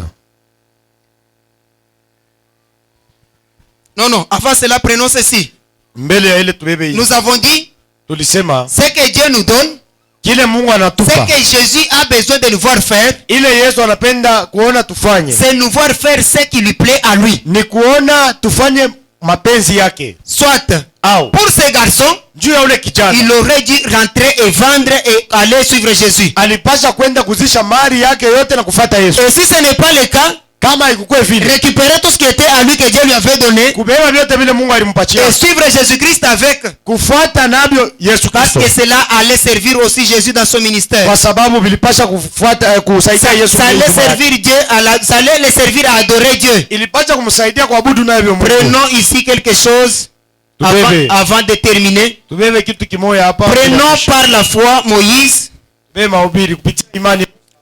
parce que les garçons ont manqué comment entrer au ciel à cause de ce qu'il avait amassé dans le monde. Huyu kijana alikosa kuingia mbinguni kwa sababu ya vile bintu Mais alikuwa Moïse, lui, lakini Musa au lieu d'aller laisser cela et sortir, bahali ya kwenda kubiacha na kutoka, William Branham dit, ndugu na anasema Moïse est allé, Musa il kaenda a récupéré le tout. akabeba Il vyote, n'a pas accepté même que les sabots restent là en Égypte. asikuitiki hata sabo ibakie mule mu Misri. Par la foi Moïse, c'est par la foi que Moïse Ni kupitia imani Musa prêchait le 2 juillet 1958. yenye kubiriwa le 2 juillet Nous n'allons 1958. pas commenter, nous allons le laisser lui-même commenter sa parole. Hatutasema hapo, lakini tutacha neno yenye Il ilisema. dit, Anasema hivi, il a dit, akasema laissez-moi agrandir la... Oh là là, c'est paragraphe 47. 47. C'est par la foi que Moïse, au paragraphe 47, Ni kupitia Musa, paragraphe 47. prêchait le 20 juillet 1958. Juillet 1950. Ici, je suis dans la version Shekinah Publication. Hapa ni kumtafsiri ya Shekina. Il a dit, Anasema je pouvais simplement aller pour quelques jours. niliweza kwenda tunja masiku kidogo. Non, excusez-moi. Mniremu. Il dit, Anasema vous hivi, pouvez aller simplement pour quelques jours unaweza kwenda njoo masiku et kidogo. aller rester dans le pays. Bahali ya kwenda kuikala muinchi. Aller rester dans le pays. Kwenda kuikala muinchi. Certainement, Kwa kweli il savait qu'il servirait. alijua kwamba atatumikia. Pharaon, quand il regardait Moïse et toute sa suite, Farao wakati aliangalia Musa il na voyait des watu yake, tripoteurs de la boue. aliona tu ni bakufanya Il matope. pensait qu'ils étaient des esclaves à vie. Aliwazia kwamba alikuwa ni batumwa tu. Le monde nous a fait des esclaves à vie pour lui. Dunia ilibafanya batumwa kwake. Mais quand Jésus est venu, Wakati Yesu alikuya, quand il s'est donné lui-même à la croix, wakati alijitoa il a msalaba, étendu ses deux bras de gauche à droite. akanyolosha mikono yake yote Il a mbili. dit tout est accompli. Akasema yote La natimilika. servitude du péché est terminée. Hukumu ya dhambi La inaisha. condamnation de la mort est terminée. Nguvu inashimama. Et là, c'était un autre chemin qui fut Pale tracé. kilikuwa ni njia nyingine Mungu Nous aliweka. n'avons pas à laisser ce qui nous appartient dans le monde. hatuwezi kuacha vile vinabiko vyetu Et nos mdunia bénédictions que le monde avait enfermées. na mabaraka yetu dunia Tout ce ilifunga que le monde avait enfermé qui nous appartenait. yote vile dunia ilifunga ilikuwa ni Il vyetu. nous a donné un titre de propriétaire. Alitupatia cheo ya mamlaka, Nous devons prendre cela. tunapaswa kubibeba Ce qui ne convient pas au royaume de Dieu, bila habiambatane mfalme ya Mungu, nous allons les vendre dans le monde tunelujisha mdunia et distribuer aux pauvres de ce monde-là. kabula avyo bamaskini ya Suivre dunia. notre Jésus. Kufuata Et Yesu ce qui peut nous aider à adorer notre Dieu. vile vinaweza kutusaidia kwa Nous Mungu allons na prendre Mungu wetu. cela et aller adorer notre Dieu. Bibeba na kwenda kuabudu na Mungu wetu. Le commérage, Mashimango ça n'appartient pas à Dieu. aina ya Mungu, Nous allons les vendre là. twende tukayache Laissez mdunia, le monde avec ses commérages. ache dunia na mashimango Et yake. nous, Shei, nous prendrons l'amour de Dieu. bebe mapendo ya Cet Mungu, amour qui nous poussera à prier pour nos bien-aimés. ile mapendo tatusukuma Cet amour qui nous tuombe poussera à plaider à notre Dieu quand il y a des cas qui ne marchent itatusukuma pas. tuombe wengine kupitia Mungu. Les critiques, Kusemeana vibaya cela ne va pas servir Dieu. ile haitamtumikia Quant Mungu, à ceux, bile nous n'allons pas récupérer. hatutabibeba, Nous retournons là. tunaviacha Nous kule, les vendons. tunavirushisha, Les distribuons au monde. tunavikabula kudunia. Retournons maintenant avec ce qui appartient à Dieu. Twende sasa na vile vile kubya Mungu, Avançons avec William Branham. tuendelee na ndugu Puis Branham. il a vu que cela ne marcherait pas. Kisha kaona ya kwamba vitabamba, Parce que pour Pharaon, il pensait que pendant qu'ils iront là-bas, kwa sababu Farao aliwazia kwamba wakati watenda ils kule les retourneront toujours ici. batarudia tena Mumisri. C'est ce que nos amis pensaient quand nous avons croisé le message. Ndio ile marafiki yetu wanaanza kuwazia wakati C'est ce que tunapatana na nos autres ujumbe. paternels pensaient quand nous avons croisé le Ayomba message. yetu ndio ile wanaanza kuwazia C'est ce wakati que nos tunapatana na familles ujumbe. disaient de nous. Majamaa ilianza kusema Avec yetu celui-ci aussi. na huyu na yeye Avec ce message qui a plus de conditions. na hii ujumbe iko na makanuni ya Avec mingi toutes ces conditions du na message. ile makanuni yote ya ujumbe Oh, ça ne marchera pas. ashita kawia, Mais néanmoins, lakini nous avons franchi la première année. tunatambuka Nous mwaka ya avons franchi kwanza la deuxième année. ya pili Nous avons franchi la troisième mwaka ya année. tatu Jusqu'aujourd'hui, mpaka leo ils ont compris que c'était autre chose qui avait wakaelewa commencé à kwamba nous. ilikuwa ni kitu ingine Quand kilianza. la parole entre dans une personne, Wakati neno inaingia ndani ya mtu c'est une semence. ni mbegu, Soit ça germe, au inachipuka ça avance, inaenda mbele ou soit ça flétrit. au inakauka, Et l'homme retourne dans le monde. mtu anarudia mdunia. Pharaon pensait qu'il retournait toujours dans Farao ses vies. aliwazia kwamba batarudia tena Il a donc kumtumikia, pensé à autre chose. aliwazia kuvitu Il a vingine, dit, akasema je vais vous dire ce que vous ferez. mitaniambia kile mtafanya, Allez où vous voulez. mwende kule mnapenda, Mais laissez toutes vos femmes ici. mwache babibi yenu humu, Tous vos enfants ici. watoto wenu mubache humu, Et tout ce qui vous appartient ici. vitu vyenu vyote Tout humu, votre bétail ici. banyama benu hapa. Non, mon ami. O rafiki, Nos bétails, banyama benu, nos femmes, babibi yenu, nos enfants. watoto wetu, Satan n'a aucun pouvoir sur eux. shetani ana mamlaka yule Même yao, s'il les a inculqué la tétutesse. hatari bapacha kichwa nguvu, Même s'il les a donné n'importe quoi. hata kama aliwaweka kitu Nous gani, les réclamerons à notre Dieu. tutabaomba kwa Mungu Nous wetu, les réclamerons. tutabaomba, C'est notre partage. inakuwa ni Yesu. Nous irons avec eux là-bas. Tenda nabo kule, Nous adorerons notre Dieu. tutabudu nabo Mungu wetu. Oh là là. Il dit, Anasema laissez toutes ces choses ici. mwache vyote vile hapa Et même le bétail. na banyama benu, Laissez-les ici et mubache sortez. Mumisri mwe mwende. Parce qu'ils savaient qu'ils avaient là des biens qui les attireraient à revenir. Alijua kwamba balikuwa na bintu vya bei vitabakokota barudie Mon Mumisri. frère, s'il y a quelque chose qui peut te faire retourner dans le monde, Ndugu, kama kuko kitu kinaweza kukurudisha mdunia, c'est si tu as laissé là des biens de grande valeur dans ni le monde. kama unacha mdunia kitu kia bei. Moi, Jésus pouvait dire, Ndio kwa maana Yesu aliweza il kusema est très difficile. iko nguvu, Alors, très difficile nguvu sana pour des riches, kubatajiri, pour les gens qui ont des grands biens dans le monde, watu wako na bintu de vya suivre Jésus-Christ. kufuata Yesu. Mais pour toi qui as le Kwa Saint-Esprit, wewe kuna Roho Mtakatifu, tout ce que tu as, yote leo c'est le kunayo Seigneur qui te les a donnés. Bwana alikupa C'est wewe. la raison pour laquelle il te donne cela. Unajua sababu ndio Il anakupa, peut te donner le travail. anakupatia kazi, Il connaît la raison. anajua njuu ya Il nini, peut te donner une voiture. anakupa motoka, Il connaît la raison. anajua njuu ya Il nini, peut te donner une ferme. anakupa bibi, Une ferme.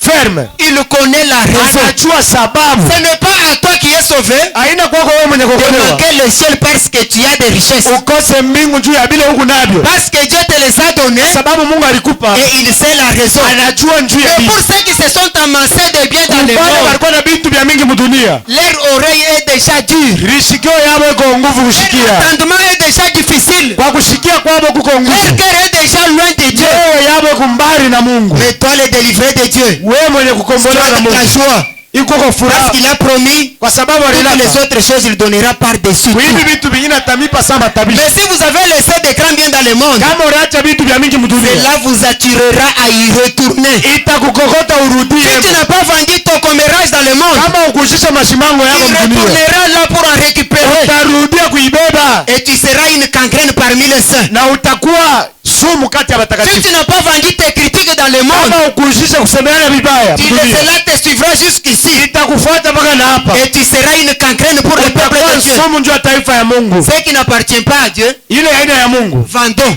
tubiujishe, Retournons là, vendons. tubiache Et mdunia, revenons vers Dieu maintenant. turudie sasa kwa Mungu, Suivons-les. tumfuate. Il nous donnera les délices du ciel. Atatupatia furaha ya mbingu. Il est le véritable Dieu. Ni Mungu vya kweli. Ils savaient qu'ils retourneraient parce qu'ils avaient laissé des grands biens. Farao alijua kwamba watarudia kwa Et sababu anaacha vitu vya c'est kweli. ce que le diable dit. Na ni ile shetani Tant kunasema, que vous laissez certaines choses du monde sur vous, wakati unabeba kitu cha dunia unakuwa nacho hapa, vous voulez toujours fumer, unapenda mpaka vous kufuta, voulez boire, unapenda kunywa, vous voulez vous habiller comme le monde. unapenda kuvaa sa dunia. C'est tout ce que le diable veut. Jo kile shetani anapenda. Quand vous faites toutes ces choses dans le secret, Wakati kunafanya vile vitu vyote ne kusudi, pensez pas que vous trahissez votre ami. usiwazie kwamba huku nasema kibaya Ne juu ya pensez pas que vous trahissez votre voisin. au huku nakosea jirani wako, Tu es en train de te trahir huku toi-même. najikosea wewe mwenyewe, Parce que ton incrédulité kwa sababu kutokuamini kwako n'empêchera jamais Dieu d'agir sur quelqu'un d'autre. hakutazuiza Mungu ashitende yule Cela mtu mwingine. n'empêchera jamais quelqu'un d'autre à être béni de Haiwezi Dieu. kuzuiza mtu abarikiwe na Mungu. Cela ne peut pas empêcher Dieu d'agir sur quelqu'un d'autre. Haitazuiza Mungu abariki mtu mwingine, Et ton incrédulité lakini kutokuamini ne kwako t'arrêtera que toi. utakushimamisha mpaka wewe Ça mwenyewe, sera un blocage devant toi. itakuwa ni kizuizo kwako wewe Quand tu fais mwenyewe. toutes ces choses, Wakati kunafanya vyote tu vile, n'es en train que de te trahir toi wewe mwenyewe seul. huku unalikosea. Vous voulez boire, Unapenda c'est ce que le diable fait. njoo kile shetani Vous voulez anapenda. vous habiller comme les vedettes de cinéma, Unapenda kuvala saa hivi hapa c'est ce que masinema, le diable fait. njoo kile shetani Vous voulez anapenda. fumer, Unapenda kufuta, c'est ce que le diable fait. njoo kile shetani Vous voulez anapenda. critiquer quand même votre soeur, Unapenda kushimanga dada yako, c'est ce que le diable fait. shetani anapenda Vous vile. voulez murmurer contre quelqu'un Unapenda là, kusema sema njoo c'est ce Mungu, que le diable njoo fait. kile shetani anapenda. J'entends beaucoup parler de rétrogradés. Niko nasikia bantu wako nasema njoo venye kuanguka. Je ne crois pas qu'il y ait eu autant de gens qui rétrogradent Shamini ya kusema kuwa bantu ba mingi basha kuanguka qu'on le pense. kama tunaweza Ils kuanguka. laissent simplement en Égypte beaucoup de biens qui les attirent ici en Abaanguki Israël. hapana, lakini beko naacha bintu vya bei vyamo dunia. Ce qui t'empêche d'avancer avec Dieu. Kenye kukuzuiza kweli ushende mbele na Mungu. Vérifie bien. Chunguza mzuri. Tu as laissé des biens de grande valeur dans le Uliacha monde. bintu vya bei mudunia. Cela t'attirera toujours vers le derrière. Itakukokota paka urudie Peu kubeba. importe les témoignages que tu donneras. Hata ushuhuda ile utaleta hapa. Peu importe ce que tu peux dire aux gens. Ijapokuwa kile utasema kwa bantu. Tant que tu as laissé les biens de grande valeur Wakati dans le wote monde, uacha kitu kia bei mdunia. ton témoignage, Ushuhuda yako, tes explications mafasiri yako te seront toujours retirées vers l'arrière. itakukokota paka kumkongo. Amen. Amen. Prenons paragraphe 48. Paragraphe 48. Oh là là, le temps nous est, le temps qui nous est imparti est allé. Wakati ile balitupa inenda. Oh, Basi que Dieu vous bénisse richement. Mungu ibariki Mon kabisa. frère, ma soeur, Ndugu na dada, nous avons un seul chemin de retour. tuko na njia moja ya Nous kurudia. avons médité Tulifikiri à travers ce que William Branham nous a dit. kupitia ile ndugu Branham Ce alituambia. qui nous a attirés en arrière, c'était nos biens de grande valeur que nous y avons Ile laissés. tukokota kumkongo ilikuwa ni vitu vya bei Tout ce tuliacha que nous mdunia. avons laissé nous attire toujours en arrière. Yote vile tuliacha biko tukokota paka Mais kumkongo. faisons comme cet autre jeune garçon. Tufanye sawa vile huyu kijana mwingine. Oui, oui, il y a eu aussi un autre jeune garçon. Kwa tena kijana mwingine. Ce jeune garçon, on l'a nommé l'enfant prodigue. Yeye balimuita mtoto mpotevu. C'est parce qu'il était perdu, il avait fait quelque chose qui ne convenait pas. Alipoteaka kwa kufanya kitu kibaya. Mais heureusement pour lui, Heri kwake la chose a bien tourné parce qu'il a compris qu'il avait fait l'erreur. mambo iliendeka mzuri, njoo alielewa kwamba alifanya Il a kosa. demandé sa part des choses à son père. Aliomba mali yake kwa baba yake. Il est allé dilapider cela avec les prostituées. Akaenda kuishayo na bandumba. Il a fait des choses et des histoires. Alifanya vitu vinene Mais vibaya. pendant que le trouble l'attaquait, Wakati magumu ilimfikia, pendant que le malheur l'arrivait, wakati bubaya pendant ilimfikia, que des choses venaient vers lui, wakati magumu la ilimubana, Bible dit, Biblia il inasema s'est tenu, alishimama, il a médité, akafikiri, il a pensé, akawaza, il a dit, akasema, oh, pourquoi je souffre ici? oh, njoo nini niko nateseka, Pourquoi je suis dans cet état? njoo nini niko mwiyani, Pourquoi je suis dans cette situation? njoo nini niko mwi mambo Chez mon père là, kwa baba yangu, chez mon père là, kwa baba yangu les mercenaires kuko bale bafanya mangent kazi à leur faim.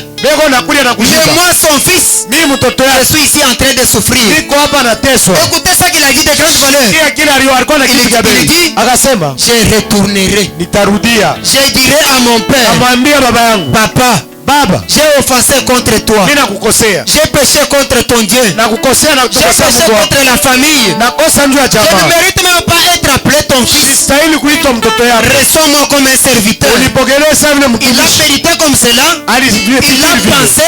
akawaza. La Bible dit, Biblia inasema quand il est retourné vers son père, wakati alirudia kwa baba yake, il ne s'est pas caché. ashikufiche, Il a repris les mêmes paroles. akapituluka mbili, aliwaza. Mon frère, ma soeur, Ndugu na dada, Dieu t'a appelé. Mungu alikuita, Il t'a appelé à le suivre lui. anakuita umfuate, Mais tu n'as pas choisi la voie qu'il avait tracée. au kuchakule njia ile Tu as alikuwekea. fait des choses autres que sa volonté. Ulifanya vya kuachana na mapenzi La yake. chance est encore devant toi. Bahati hiyo itena La mbele yako, grâce est encore devant toi. bahati hiyo mbele Tu yako. n'as qu'à t'élever Wewe ni kushimama, et dire Seigneur, sema Bwana, je t'ai offensé. mimi nakukosea, Maintenant je retourne vers toi. hapa mimi nakurudilia. Tout ce que j'ai laissé dans le monde n'était pas de valeur. Ila ikukuwa ya bei, Je les ai vendus. mimi nabiujisha, J'ai vendu mes mépris. mimi naujisha J'ai kudharau vendu kwako, mes calomnies. naujisha J'ai mashindano, vendu ma haine contre les autres. naujisha chuki J'ai mbele ya vendu la wengine, jalousie. naujisha J'ai mwivu, vendu ceci. naujisha hiki fulani. Maintenant j'ai choisi de te suivre avec tout ce Hapa que bila j'ai. chakula kufuata. Reçois-moi Père. Unipokee Bwana, Reçois-moi ce matin. unipokee asubuhi ya Je leo. viens vers toi. Mimi nakuja kwako, On peut nous entonner, je reviens vers toi. mtutumie mwimbo, narudia kwako.